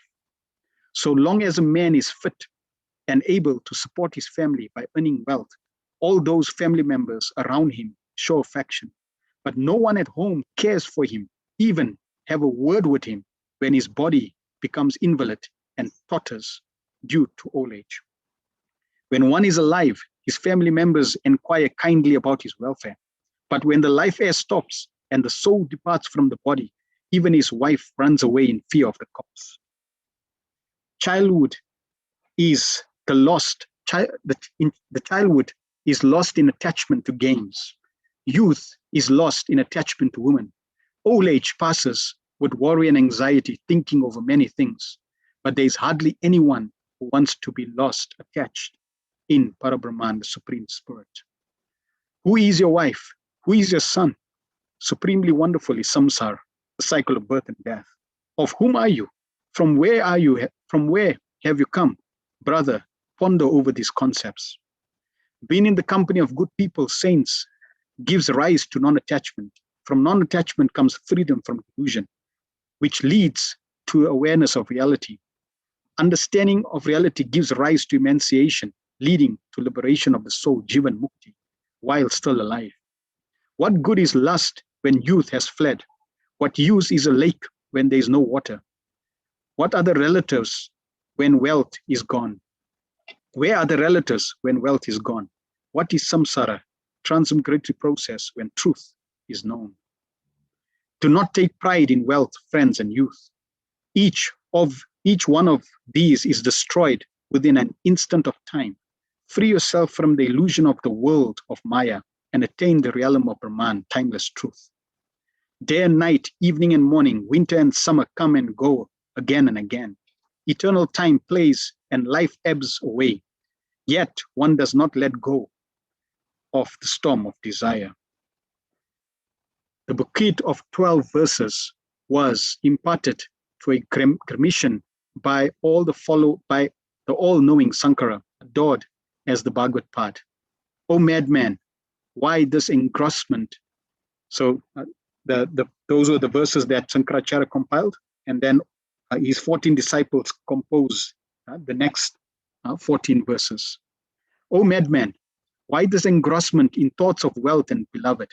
Is there no one to guide you in these worlds, 3 worlds? Only the association of saintly people, satsang, can serve as the boat that can steer across the ocean of repeated birth and death. There are many ascetics with matted hair, many with clean shaven heads, many whose hair have been plucked out. Some are clothed in orange, yet others parading in various colors. Indeed, these different disguises or apparels are only for their belly's sake. Seeking the truth revealed before them, still the foolish ones cannot see through these many disguises. Strength has left the old man's body. His head has become bald, his gums toothless and leaning on crutches. Even then he cannot let go of his attachments, clinging firmly to the fruitless hopes and desires. The ascetic warms his body with fire in front and the sun at the back. At night he dwells under a tree with face huddled between the knees to keep out of cold. In his hands he holds the beggar's arms, and yet he does not let go of the noose of attachment, desire, and passion.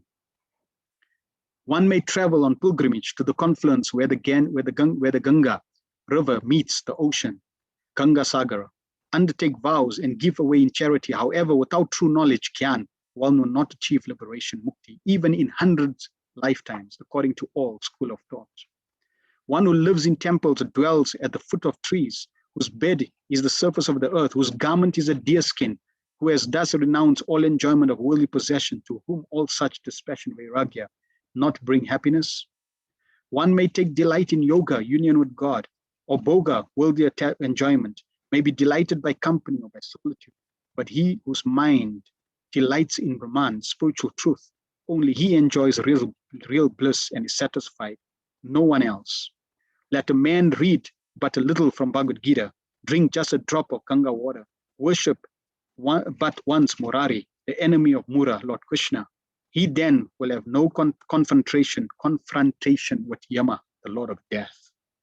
Birth again, death again, resting in the mother's womb.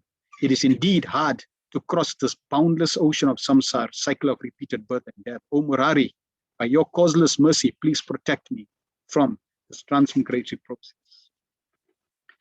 The one whose patched garment is made from tattered rags cast on the road, whose path is free from the sins, having abandoned virtue and vice, whose mind is fixed on yoga and union with God, that yogi indeed rejoices in divine bliss, like a crazed wild child overwhelmed by happiness.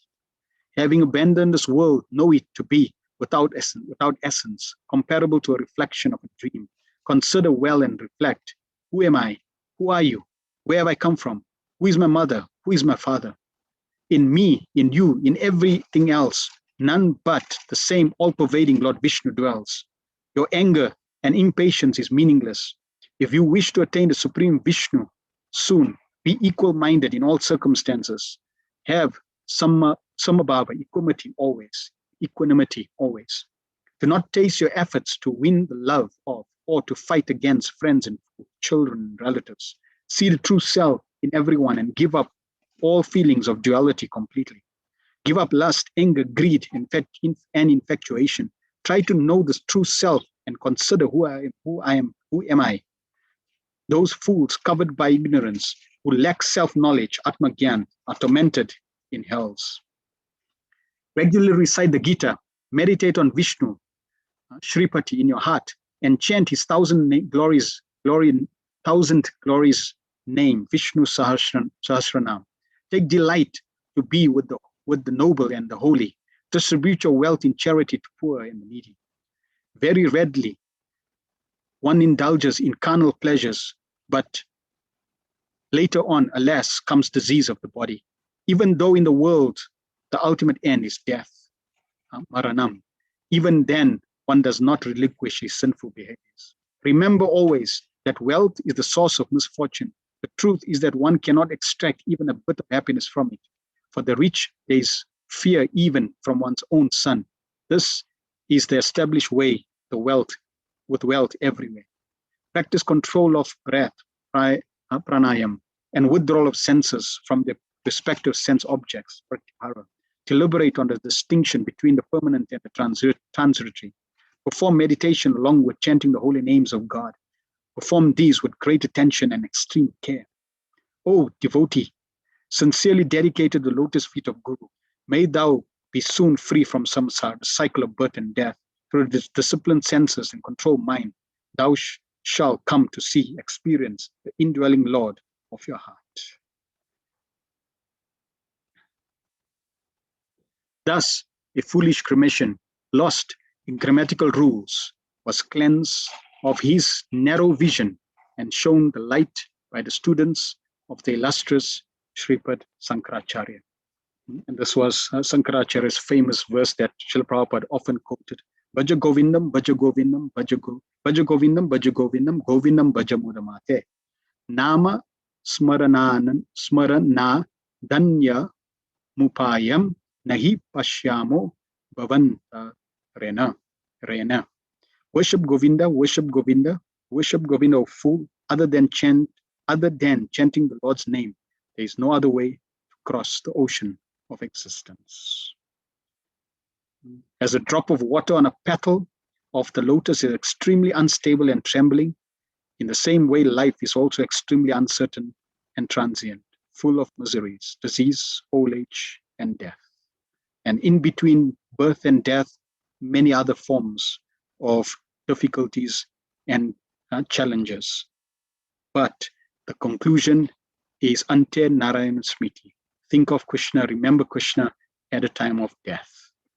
And therefore, this is the essence of the essence of the essence of all instructions. Text 43.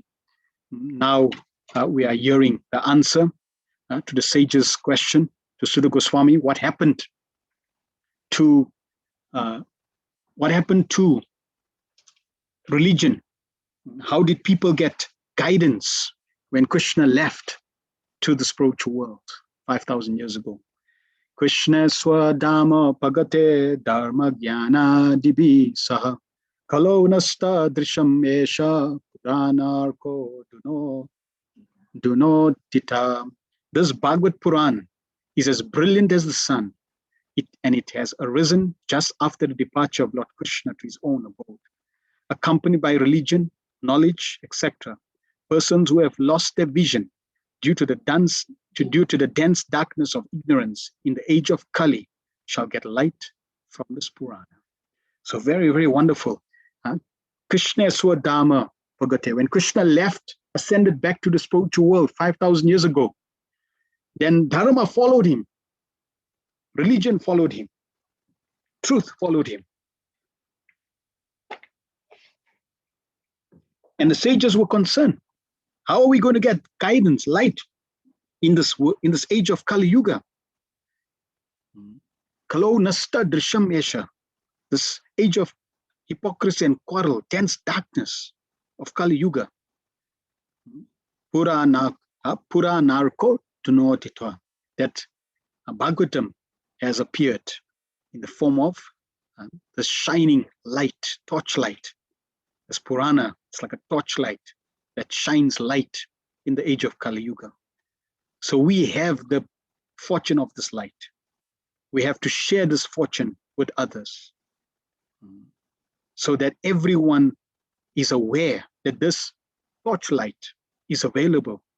This light that will guide mankind in terms of the perfection of life, in terms of how to achieve all success, all bliss. Every facet of our existence, every problem that exists can be solved by the knowledge that is there in Srimad Bhagavatam. It is the solution to every single problem. It will guide mankind in every facet, how to rule, how to live, how to relate, what to think, what not to think. Every facet of our existence will be guided by Srimad Bhagavatam. Prabhupada starts the purport. Lord Shri Krishna has his eternal dham or abode where he eternally enjoys himself with his eternal associates and paraphernalia. And Srila Prabhupada makes it very clear that in the spiritual world, which is 3/4 of the creation of Krishna, 1/4 is the material world. And majority of Krishna's associates and living entities, devotees, are in the spiritual world. Prabhupada says only about 9-10% is in the material world. So we the minorities here. Sometimes we may think, just see there's so little devotees here. No. Don't look at so little devotees in this material world. Majority, 90% is in the spiritual world. See that way, not here. So we are the minority in the material world, but we're the majority in Krishna's creation. The devotees are the majority. The prison house, just like in a kingdom, there are more souls who are law-abiding than in the prison of those who are not law-abiding. Right? In a prison cell, there are minorities. So similarly, in this material prison cell is the minority. Krishna's associates are there with him in the spiritual world. And in his eternal abode, his eternal abode is a manifestation of his eternal energy, whereas the material world is a manifestation of his external energy. When he descends on this material world, he displays himself with all paraphernalia in his eternal potency, which is called Atmamaya. In the Bhagavad Gita, the Lord says that he descends with his own potency, Atmamaya. His form, his name, fame, paraphernalia, abode, etc. are not there for creations of matter. That is why when we associate with Krishna's name, form, paraphernalia, abode, etc., it's having a purifying effect, it's having a spiritual effect, it's having a Krishnatized effect, because it is non-different from Krishna. It's got nothing to do with material world. And when you don't associate with Krishna in these forms and associate with anything else, it means you are getting contaminated. Or if you're not seeing it in relation to Krishna. He descends to reclaim the fallen souls, to reestablish the codes of religion, which are directly enacted by him. Except for God, no one can establish the principles of religion. Except for God, no one can establish the principles of religion. Either he or a suitable person empowered by him can dictate the codes of religion. Real religion means to know God, our relationship with him, and our duties in relation with him, and to know ultimately our destination after leaving this material body. Such a beautiful definition of religion. Real religion means to know God. Prabhupada would also say to love God, to know our relationship with him, and our duties. What am I meant to do in relation to Krishna? What is my duty? And to know ultimately, where am I going after death? What's my destination? This is real religion. So if I'm religious, this is the standard of religion. And anything outside this is basically man-made, material, concocted, and a deviation. Now Prabhupada talks about those in Kali Yuga, those in this age of Kali. We are a royal edition. Prabhupada says, the conditioned souls who are entrapped by the material energy hardly know all these principles of life. Most of them are like animals engaged in eating, sleeping, fearing, and mating. They are mostly engaged in sense enjoyment under the pretension of religiosity, knowledge of salvation. They are still more blind in the present age of quarrel or Kali Yuga. So the conditioned soul, because there are conditioned souls in the other yugas also, they're always, they're absorbed in eating, sleeping, mating, and defending. And there may be some sort of religion, etc. They may be say, oh, yeah, I'm religious, but really they don't know the truth. Now in Kali Yuga, it's even worse. In the Kali Yuga, the population is just a royal addition of animals. So Prabhupada is calling us a royal addition of animals. Now we may say, no, but Prabhu, wait, no. Bhagavatam, everything, the Bhagavatam is absolute truth. You have to call a spade a spade. So yes, we are a royal addition of animals. Now, if you are born a royal addition of animals, it's not your fault. But if you die a royal addition of animals, it's your fault. Because now you have the Bhagavatam, which is the light that's shining and giving us guidance to undo this royal addition of animals. We want to become the royal addition of Krishna's family. They have nothing to do with spiritual knowledge or godly religious life. They are so blind that they cannot see anything beyond the jurisdiction of the subtle mind, intelligence, or ego. But they are very much proud of the advancement in knowledge, science, and material prosperity, which can be taken at any moment. In an instant, it can be taken. They can risk their lives to become a dog or hog just after leaving the present body, for they have completely lost sight of the ultimate aim of life. Consider that last statement of Srila Prabhupada in this paragraph. They can risk their lives to become a dog and a hog. Prabhupada said once that during his time, there were there was a president, a prime minister, and one of them it was a president who then in his next life became one of 2 Swedish dogs. So he was a president, and in his next life, he became a dog. This is the risk. Consider Indra. Indra was cursed to become a hog. So such, opportunities as a heavenly personality or as a president can be lost, and one can degrade oneself to an animal, becoming a hog or a dog, if you lose sight of the ultimate aim of life. So we don't just want to engage in eating, sleeping, mating, and defending. These are even given to the animals. And in fact, given to the animals, and they can even do it better than us. The lion can eat meat better than us. The bear can sleep better than us. The birds can mate better than us. The animals can fight better than us.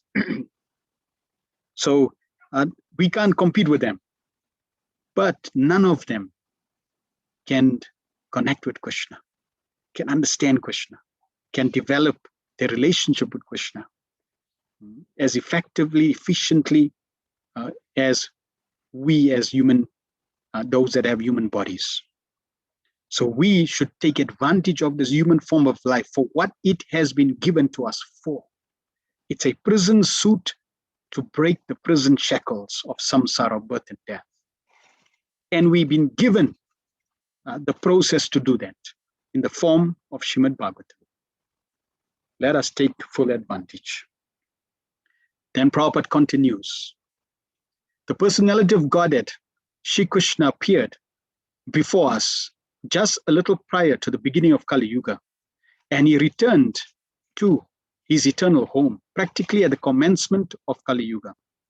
While he was present, he exhibited everything by his different activities. He spoke the Bhagavad Gita specifically and eradicated all pretentious principles of religiosity. And prior to his departure from the material world, he empowered Srila Vyasadeva through Narada to compile the message of the Srimad Bhagavatam. And thus, both the Bhagavad Gita and the Srimad Bhagavatam are like torchbearers for the blind people of this age. In other words, if men in this age of Kali want to see real light of life, they must, not should, they must take to these 2 books only. And the aim of life will be fulfilled. Bhagavad Gita is a preliminary study of the Bhagavatam, and Srimad Bhagavatam is the summum bonum of life. Lord Shri Krishna personified. We must therefore accept Srimad Bhagavatam as the direct representation of Lord Krishna. One who can see Srimad Bhagavatam can see also Lord Krishna in person. They are identical. So Prabhupada is giving us the direction. If people want to see the light, it's the Bhagavatam. They want guidance, just like many people asking why. Why are we in such a turmoil, especially in South Africa? Yes, and we may see all the relative reasons, poverty, opportunists, politicians, corruption. We may see so many reasons, my own karma. But these are all relative. These are all relative. The main reason is we have turned our face away from Krishna. The main reason is we have forgotten Krishna. Things may improve and then later on, degrade, and then improve and degrade. It does not solve anything. No material solution can solve any solution, any problem in this material world permanently, besides Srimad Bhagavatam. Therefore, Prabhupada is encouraging us. Let us take this torch barriers of the Bhagavad Gita and the Bhagavatam. Let us understand it. Let us study it. And let us give it to the world. This is our duty. This is our service. Prabhupada went to America with his manuscripts of Bhagavad Gita and printed first 3 volumes of the Srimad Bhagavatam with him. He wasn't going alone. He was going with Krishna. He had firm faith of that. Prabhupada said, I'm an insignificant beggar. I can't do anything. But my Lord, in the form of Bhagavad Gita and Bhagavatam, I firm faith that everything can be achieved. And we see it come to pass. That those who are living by these two wonderful scriptures, their lives become transformed. They become Krishna conscious. So we have the solution. We have to embrace the solution and share it with the world. Because they will see Krishna and everyone is searching for Krishna. Last verse of this chapter. Tatra kirtayato viprarser burite jasa aham chadya gamam tatra nivishtat anugrahat soham va shravayishyami yathadhitam yathamati. O learned Brahmanas, when Sukadeva Goswami recited Bhagavatam, there in the presence of Emperor Parikshit, I heard him with rapt attention. And thus, by his mercy, I learned the Bhagavatam from that great and powerful sage. Now, I shall try to make you hear the very same thing as I've heard it from him and as I have realized it. So now, Sutta Goswami is concluding and explaining that he also heard this glorious Srimad Bhagavatam from Sukadeva Goswami with rapt attention. And by the mercy of Sukadeva Goswami, he received this knowledge, and according to what he has realized, he's going to share this to them. So this statement of sharing, as I have understood it, is very, very important, because it is only by Krishna's mercy that we can understand knowledge of Krishna. It is only by Krishna's mercy that we can understand anything about Krishna, not on our own. The path of bhakti is not that we can achieve the path of bhakti on our own. Bhakti is never achieved on your own. It is descending. It's our heart that needs to be opened to receive Krishna's mercy and grace. So we are totally dependent on Krishna. And here Sutta Goswami is saying that I will share as much as Krishna has given me the ability to realize. Because different devotees can realize Krishna on different levels.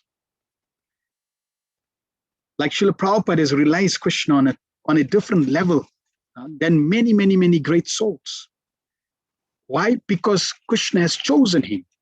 So like that, not everyone will realize everything, or in different capacities, people realize Krishna. But whatever capacity we have realized Krishna, we should share. It's interesting, just like birds, different birds have different capacities to fly in terms of distances. Some birds can fly higher than others. So like that, the different devotees can have different levels of realizations to share. In Ramayana, when Hanuman meets Jatayu, Jatayu then shares his relationship. Jatayu and Sampat were brothers, and he shares with Hanuman about his life. And Sampat, because Jatayu was killed by Ravana. So Sampat he explains the relationship, and he shares, and he tells Hanuman about these birds that can fly different levels, heights. So he shares that the sparrow flies on the first plane. So that you will find the sparrows are generally closest to earth. Higher than the sparrows is the crows. They fly higher. Higher than the crows, next plane is the cranes. Higher than the cranes is the falcons. Higher than the falcons is the vultures. Higher than the vultures is the swans. And higher than all these birds, including the swan, which is flying the highest on the sixth plane, is Garuda. Garuda flies on the highest plane, or higher. He can fly higher than anyone. And Sampati and Jatayu, they are coming from this lineage of Garuda. So therefore they can fly very high. That is how they could see far distances as well. So just as birds fly at different levels, so great devotees also fly at different levels of realization of the Supreme Lord, and can share the different realizations given to them by the Supreme Lord for the welfare of all. Prabhupada then concludes, one can certainly see directly the presence of Lord Shri Krishna in the pages of the Bhagavatam if one has heard it from a self-realized great devotee like Sukadeva Goswami. One can certainly, it's no doubt, it's certain. You can see Krishna directly in the presence of the pages of the Bhagavatam. We are receiving it, we are hearing it from Sukadeva Goswami, from Srila Prabhupada. So there is no shortfall there. We are in disciplic succession. If there is a shortfall, it's on our own capacity, which we can improve. We cannot change people. We cannot change the environment. We cannot change situations. It's beyond our control. But what we have control of is our own selves. We can change ourselves. And if we want to see the change in the world, then that change has to start with us. So if we start changing, the world will start changing, even if it's 1% at a time. So one cannot, however, learn Bhagavatam from a bogus hired reciter whose aim of life is to earn some money out of such recitation and simply and employ the earning in sex indulgence. No one can learn Srimad Bhagavatam who is associated with persons engaged in sex life. Why? Because sex life intensifies the bodily concept of life. And if one is elevated to use sex life for procreation, that is aligned with religious principles, as Bhagavad Gita says. Srila Bhaktivinoda Thakur had many children, but he wasn't using sex life for exploitation and sense gratification. He was using it as service to Krishna. But otherwise, if one is entangled in sex life, you cannot learn Bhagavatam from that person. How can he? So Srila Prabhupada said, if you put me in a room of naked women, I will not be disturbed, because he was self-realized. Therefore, we are learning from Srila Prabhupada. That is the secret of learning Bhagavatam. Nor can one learn Bhagavatam from one who interprets the text by his mundane scholarship. One has to learn Bhagavatam from a representative of Sukadeva Goswami and no one else, if one at all wants to see Lord Krishna in the pages. So if you don't follow these standards, then all you'll see is a book and ink and pages, good enough to be burnt. But if you follow, as Prabhupada is guiding us, and as Prabhupada is giving us his knowledge, then we can see Krishna on every page. That is the process, and there is no alternative, right? No discussion, no buts. That's the process. If you want to see Krishna, that's the process. If you want to catch 702, there's a set frequency. You can't say, okay, can't we have this, that? No. Nope, no discussion. That's it. That's the process. That's how Krishna is arranged for our benefit. Let's accept and let's follow. There is no alternative. Sutta Goswami is a bona fide representative of Sukadeva Goswami because he wants to present the message which he received from the great learned Brahmana. Sukadeva Goswami presented Bhagavatam as he heard it from his great father. And so also Sutta Goswami is presenting Bhagavatam as he had heard it from Sukadeva Goswami. So each one is giving the knowledge according to disciplic succession. However, they're hearing that knowledge, receiving it, giving it. Prabhupada also heard it, received it, and is giving it to us. We can do the same. Receive it and give it to others. The beauty is now we can just give Srila Prabhupada's books to others. In this way, we can connect them. Simple hearing is not awe. So now Prabhupada is making a bold statement here. Simple hearing is not all. What does it mean, simple hearing is not all? That means, yes, not the problem with hearing. So it's not an issue with hearing. You have to hear, because Bhagavatam is a Purana, is heard, Shruti, it's heard. It's meant to be read and heard. Prabhupada said reading is also hearing, right? We are hearing from Srila Prabhupada. When we read Srila Prabhupada's purports, Prabhupada is speaking to us. That means we are hearing Prabhupada's words. So hearing is key. Hearing is important. We must hear. Otherwise, you can't get knowledge. Krishna gave you 2 years to hear more than you speak. So we have to hear. But the quality of hearing, the criteria of hearing, Prabhupada is sharing with us. So just simple hearing is not good enough. There is a certain type of hearing that's required. And what is the type of hearing? Prabhupada goes on.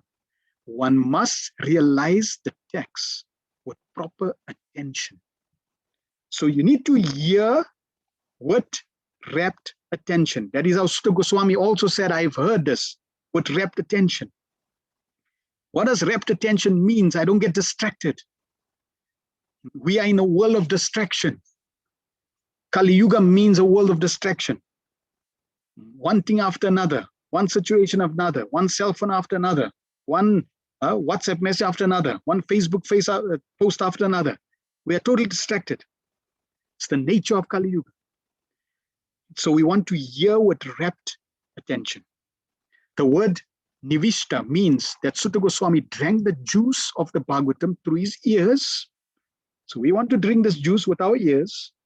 That is the real process of receiving Bhagavatam. One should hear with rapt attention from the real person, and then he can at once realize the presence of Lord Krishna in every page. So how often Prabhupada is repeating this point, that you can see Krishna on every page, on every verse, every word, you can see Krishna. It's going to require some time. But what is the key criteria? Rapt attention from the right person. Do we have the right person? Yes, we have the right person. So that's ticked. I have the right person. Many people want to hear, they cannot get the right person. They have those cheaters, they have those imposters, they have those professional reciters, those who want to make money, those who want to abuse. So they don't have the right people. They get distracted, misled, spiritual suicide. We have the right personality. We have the right disciplic succession. We have the right knowledge. So that is ticked. Now it behooves us to tick the next box, rapt attention. Then Prabhupada continues. The secret of knowing Bhagavatam is mentioned here. What's the secret? I want to know. Here's the secret. No one can give rapt attention who is not pure in mind. So now Prabhupada is practically going to lay down very, very practically. If you don't have rapt attention, then you will not see Krishna through the pages of Bhagavatam. We have the right person. We now need to have the rapt attention. Okay, how do I get rapt attention? I need a pure mind. If I don't have a pure mind, no rapt attention. Okay, how do I get a pure mind? Prabhupada says, no one can be pure in mind who is not pure in actions. According to your actions, your mind will reflect that same quality. No one can be pure in action who is not pure in eating, sleeping, fearing, and mating. So, make our eating pure. Make your sleeping pure. Make your fearing pure. Make your mating pure. If you can make your eating, sleeping, mating, and fearing, which is the animal propensities that Prabhupada talked about, royal addition of animals that are also engaging, eating, sleeping, mating, and defending. If we can make them pure, our actions will be pure. If our actions are pure, our mind is pure. If our mind is pure, we'll have rapt attention. If we have rapt attention, we can see Krishna. That's what the animals cannot do. And we have that opportunity. We can purify our eating, sleeping, mating, and defending. For example, eating. Prabhupada says only eat Krishna Prasad, full stop. End of your diet. Discussion. Don't need to worry about anything else. Doesn't become complicated. Make sure whatever you put in your mouth is Krishna Prasad. We don't say don't eat, right? Eat as much as you want to maintain the body and health, to maintain body and soul in good health. So eat, but eat Krishna Prasad, honor Krishna Prasad. Don't sleep for sense gratification. Sleep to rest the body so that we can have energy to hear Bhagavatam. Fearing is there. Understand that fearing means impurities, lack of surrender to Krishna. The more we surrender to Krishna, we will be fearless, like Maharaj Parikshit. Only use mating for procreation, raising God-conscious children. And in this way, our activities of eating, sleeping, mating, and fearing will become pure. Means our actions are pure, our mind will be pure, we will be able to be focused and have put attention into hearing Srimad Bhagavatam.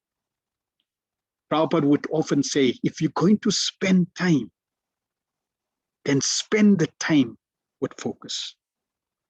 Don't get distracted. So we want to associate with Bhagavatam regularly, daily, weekly, with rapt attention. But some or other, now Prabhupada's compassion is coming out. This is what scripture says. There's no alternative. This is the process, right? Prabhupada already said there's no alternative. This is the process. So there's no two ways about it. So now Prabhupada's compassion is revealed. His heart. Okay, we know it's difficult. We know there's so many challenges. But somehow or other, if someone hears with rapt attention from the right person, at the very beginning, one can assuredly see Lord Krishna in person in the pages of the Bhagavatam.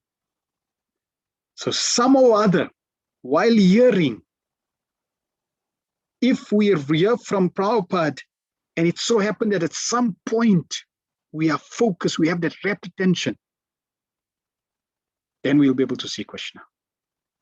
Like Prabhupada would often give class and the devotees would be nodding off. And Prabhupada would not appreciate that because it's such an important activity. Even when chanting, we would nod off. Prabhupada would say, sit properly.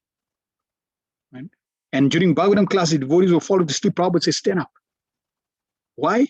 Not because Prabhupada wants, show authority and, control and power. No, it's because you need to drink this nectar with your ears. If I'm falling off to sleep, I can't hear. I can't focus. I can't be attentive. So therefore, I need to be awake to at least hear. And then I need to be awake and attentive to hear the message of the Bhagavatam. So one time Prabhupada saw that the devotee is falling off to sleep. And Prabhupada says, why are you all falling off to sleep? Because the dandas were falling, or, your devotees have, sannyasis have dandas. You can see they're all dandas going down. So Prabhupada, saw so many devotees like nodding off. Why are you all sleeping? Mm-hmm. And they started giving arguments. Oh, Prabhupada, we had a few hours rest. We were so busy, giving. Prabhupada said, no, the only reason you are sleeping is because you are not convinced of the importance of Krishna consciousness. Just consider, right? How many of you have ever slept, nodded off in front of a plate of prasadam? During a festival, how many of you fell off to sleep, fall off to sleep? And I doubted anyone, unless once like one special moon, right? Special, but I doubted it. Why? Because when prasad comes, you're excited. Oh, prasadam! You don't fall off to sleep. So when we become excited to hear about Krishna, the Bhagavatam, Bhagavad Gita, Krishna consciousness, when we become excited because that's purification, we're going closer to Krishna. When you fall in love, when you're infatuated by someone and they call, as soon as you see the name call, hey, you stop everything, you want to listen to them. And for hours and hours, you'll speak to them. See, when you fall in love with Krishna, you will want to hear more and more about Krishna. And you don't want to be distracted. Full attention. Another time, the devotee is falling off asleep. And Srila Prabhupada said, it's okay. Why? Prabhupada gave the example. There was a person who was sick. Whatever he ate, he took out, spewed out. They tried different things. Whatever he ate, spewed out. They tried to go to different doctors. Nothing worked. So then they went to one Ayurvedic doctor. And I said, please help us. Whatever we give him, he's spewing it out. So the doctor said, no problem. Give him some ghee. Give him some ghee regularly. We sorted. Oh, that's all? Yeah. So yeah, next day they gave him some ghee. And he took all the ghee out.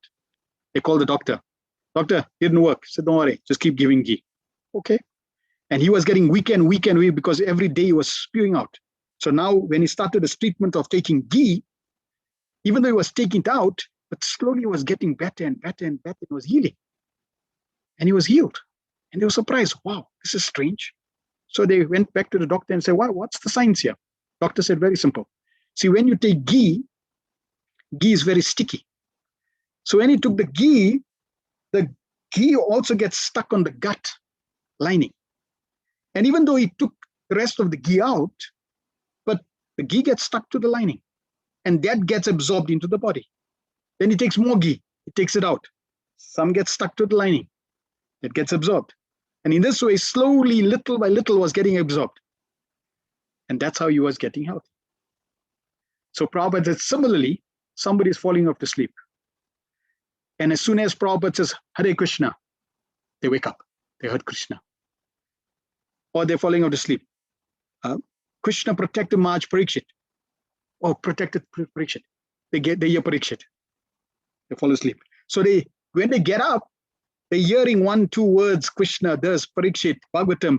They're hearing the Bhagavatam, few words at a time. Is like the ghee that's getting stuck to the lining, little at a time. In that way, they're getting purified. It's not the fastest, but at least they're getting purified. So Prabhupada encourage. At least sit, it's okay. But in the Bhagavatam class, Prabhupada would tell him, stand back and stand up and stand behind. So you can at least hear the Bhagavatam. So the more we convinced, the more we will want to stay awake, be attentive, and we should pray. In conclusion, Bhagavatam is Krishna. And you can get the same personal benefit that you can get by directly associated with Krishna from the Bhagavatam. So if you have a difficulty and Krishna is in front of you, you're going to say, Krishna, please help me. I have this problem. You can pray to the Bhagavatam. It is Krishna. Oh Bhagavatam, please, I don't have taste. Please give me taste. I fall off to sleep. I'm not attentive. I have, bad habits. I'm not pure in eating, sleeping, mating, defending, in my actions, in my mind. Please help me. And Bhagavatam will surely help you if you sincerely ask. So we can pray. And in this way, Bhagavatam will guide us because Bhagavatam is Krishna. Thus ends the Bhaktivedanta purport of the first canto, third chapter of Srimad Bhagavatam, entitled Krishna is the source of all incarnations. Pantara Srimad Bhagavatam ki jai. So before I take any questions, next week we will not be having a class, so we'll skip next week since it's the anniversary of first disappearance anniversary of Srila Bhakti Maharaj. We will continue after that with chapter 4. All right. Any questions or comments? You can type or you can unmute. There were 1 or 2 questions. All right, let's see. Hare Krishna Prabhu, why did Sripad Sankaracharya preach Mayavadi philosophy? What was the purpose of deviation? Different reasons. One reason is Krishna wanted to keep the path of bhakti clean. So it's explained that Sankaracharya came to sweep all the impersonalists, the Mayavad people out. So that was one reason, to keep the process clean. Another reason was Krishna, it was part of a systematic unfolding of the truth. before Buddha appeared, people were misusing the Vedas. They were using the Vedic sacrifices and practically killing animals. So Lord Buddha had to come to tell them, don't follow the Vedas. Just, there's no God. Don't follow the Vedas. Just follow me. So he had to, people going minus, people going in a negative direction. If you're going minus, to go to plus, it's difficult to jump to plus. Let's say you minus 10. To go to plus 10 is very difficult. But from minus 10, then you go to minus 9, 8, minus 7, minus 6, minus 5, minus 4, minus 0, or 0. Then from 0, 1, 2, 3. So like that, they were going minus. Buddha brought them to 0. Then Sankaracharya had to bring them to 1. All is one. You God, we God, all is one. And he also established the Vedas. So Sankaracharya was preaching against Buddhism, bringing the Vedas, but at the category of one. That means all is one. And then Madhvacharya, Ramanujacharya, they then brought 2, which means there's you and God. So there was a systematic approach. Then Lord Chaitanya Mahaprabhu came to say, yes, there is one and there's 2. You are God and you're also not God. So then Sri Chaitanya Mahaprabhu came to give the complete, conclusive Achintya Bheda Bheda Tattva philosophy. So like that, Krishna uses the acharyas to bring and present the philosophy very systematically for those people. Again, Krishna's compassion, right? He doesn't say, yeah, if you don't accept, I'm going to shoot you, I'm going to kill you. No, Krishna is very kind. He systematically helps people according to their understanding and unfold. So that was one reason why Sankaracharya came. The deviation was the one. It's all that you're all God. And he also presented the Mayavad philosophy, which is that Brahma is Satya, Jagat Mithya. This material world is false. This material world is not false. It exists, but it's a perverted reflection. Doesn't have substance related to the spiritual world. You are here, you are in illusion. Illusion is real. They say, no, it's only Brahman, truth. But illusion is real. So that was the deviation. In brief. Hare Krishna Prabhu, how to make our fear pure? Yes. So I shared a little. That fear, Prabhupada says, Abhay, Prabhupada's name is Abhay Charan, one who's fearlessly situated, right, at the lotus feet of Krishna. So when we surrender, Krishna in Bhagavad Gita also says, Masucha, do not fear. So fear is a sign that we haven't fully surrendered to Krishna. It is a lack of faith and surrender to Krishna. So we can use it as a measuring guide, a measuring stick. The more you surrender to Krishna, the more you will, the less you will fear. When you totally surrender to Krishna, fearless. So how to make your fear pure? Every time you experience fear, chant Hare Krishna. Every time you have experienced fear, pray to Krishna, pray to the Bhagavatam, hold the Bhagavatam. That way your fear is becoming a trigger, an impetus for you to remember and surrender to Krishna. So that's purifying your fear. Thank you, Mother Uttararani, for your appreciation. Hearing Maharaj Parikshit and Sankaracharya was superb. Thank you, Prabhu. Thank you, Shamananda Prabhu. Viresh Prabhu, Hare Krishna Prabhu. What is the estimate time difference between Sukadev's reciting and Sutta Goswami's reciting Srimad Bhagavatam?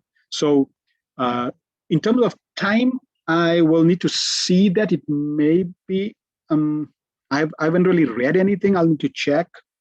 So remember, Maharaj Parikshit was at the Maharaj Parikshit, if you consider the Pandavas were reigning the planet, and then they gave Maharaj Parikshit a throne. Krishna ascends back to the spiritual. So that's 5,000 years at the beginning of Kali Yuga. Then Maharaj Parikshit is cursed. Bhagavatam is spoken. Sukadeva Goswami is there. And then he obviously travels to Namisharanya and speaks to the sages. So obviously it's not a large time span in terms of distance. It's still at the beginning of Kali Yuga. So I'm not sure. I haven't read anything in terms of specific time periods, but it shouldn't be a long duration. All glories to you, Prabhuji. Hare Krishna. For connecting us, Srimad Bhagavatam, this would not have been possible without your association, and definitely not possible without your association and without Srila Prabhupada's association. So all credit really goes to Srila Prabhupada and the wonderful devotees that help Srila Prabhupada, print Srimad Bhagavatam and give us Srimad Bhagavatam. And all the acharyas who have given us Srimad Bhagavatam and Lord Chaitanya, and ultimately Srimati Radhavani and Krishna. Thank you very much. Vishma says, this week was very emotional and full of fear. But after talking to you, talking to both you and Mataji, so much fear was eradicated. My realization is you both have full conviction of the Lord always protecting you both in any situation. Thank you. Hare Krishna. Thank you. In fact, we simply pray and try to follow Srila Prabhupada's instructions. We should become convinced of Srila Prabhupada, what he has given us. And if we simply accept what he has given us, then yes, there may be fear, there may be difficulties, there may be challenges. We should not stay challenged. Just like a child.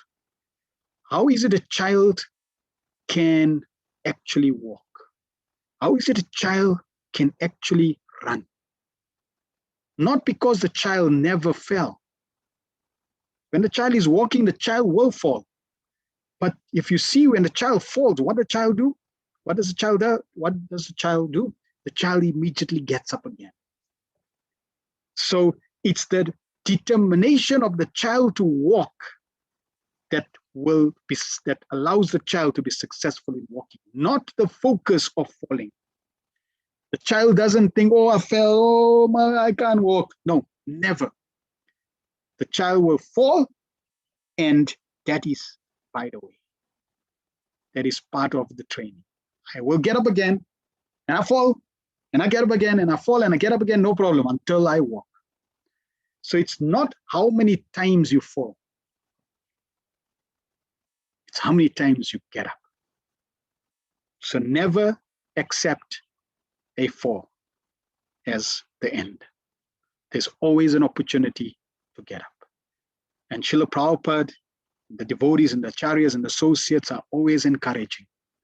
So yes, we may have fear, we may fall, we may slip, doesn't matter. The doors are open to get up. And we will repent. I'm sorry, Krishna, I fell, I forgot you. But again, I'm energized, I'm revived, I'm excited to continue associating. And yes, my Lord, I may fall again, but please help me to get up. And in this way, if we keep getting up, one day we will stand up, never to fall again. Thank you, Meena. Bafana, I've gone through Canto 1. Of course, I was looking at reading again, but it looks like I have not read it at all. Now it's clear, but I need more time to read until the sunlight is fully grown. Yes, don't worry, Bafana Prabhu. We all have that same experience. What about the Bhagavatam? When I give the Science of Self-Realization course, that is a small book, Science of Self-Realization. Right? And I taught it many times. When I read that, I'm teaching again, even Bhagavad Gita, I read. I say, well, hold on. I didn't read this. Where did this come from? It's like, did they edit this? I didn't read this. No, it's the same. That's the way it works. So yes, if you start reading it again, you'll find the first canto is the first 3 chapters are different. Why? Very simple. You're getting purified. Your consciousness is raising. Therefore, when you read now, you're reading with higher level of consciousness. Also, that's the nature of Krishna. You will never be able to come to the end of reading even the first chapter of the first canto. As Prabhupada said, if you study all 18 chapters of the Bhagavad Gita every single day, not read, study every single day, 18 chapters, every single day you'll find something new. Because Krishna is Nava Yovana. Every relation, every interaction with Krishna every single day is like new. That's the problem with the material world. In the material world, right, the material relationships become dry and hectic. Like they say, the fire has gone out, Prabhu, what to do? So that's because of material relationship. Spiritual relationship becomes more and more exciting. So with Krishna, all the relationships in the spiritual are exciting every single moment. Not day, every single moment. It's like new, it's ever fresh. So same thing, our experience with Bhagavatam, our reading with Bhagavatam, every time we read the Bhagavatam, it'll be new, it'll be fresh, ever fresh. It's like you never read it again. Okay? And then the challenge becomes like, oh, I didn't read it again, I need to start again. That's why you never finish it. Okay? Which is okay, but yes, don't worry, let's just go systematically. And the beauty is at least we are associating with the Bhagavatam. That's the key. With rapt attention, let's hear, let's absorb, let's cultivate, let's accept, and let's apply as much as we can. And let Krishna guide our life. Let Krishna purify our life as he so desires, however he wants to interact. Right? If we keep doing this, we will be successful. We got Srila Prabhupada and Acharyas and Krishna at our back. Don't fear. You know, they say, don't fear when I'm here. Yes, that's true with Prabhupada and Acharyas. Don't fear when they're there. We shouldn't have any fear. All right. Mother Krishna, thank you for thank you for extracting even more of the cream for us to digest. Thank you. Rasaraj Prabhu, thank you for your appreciation. Nalini Kanta, thank you.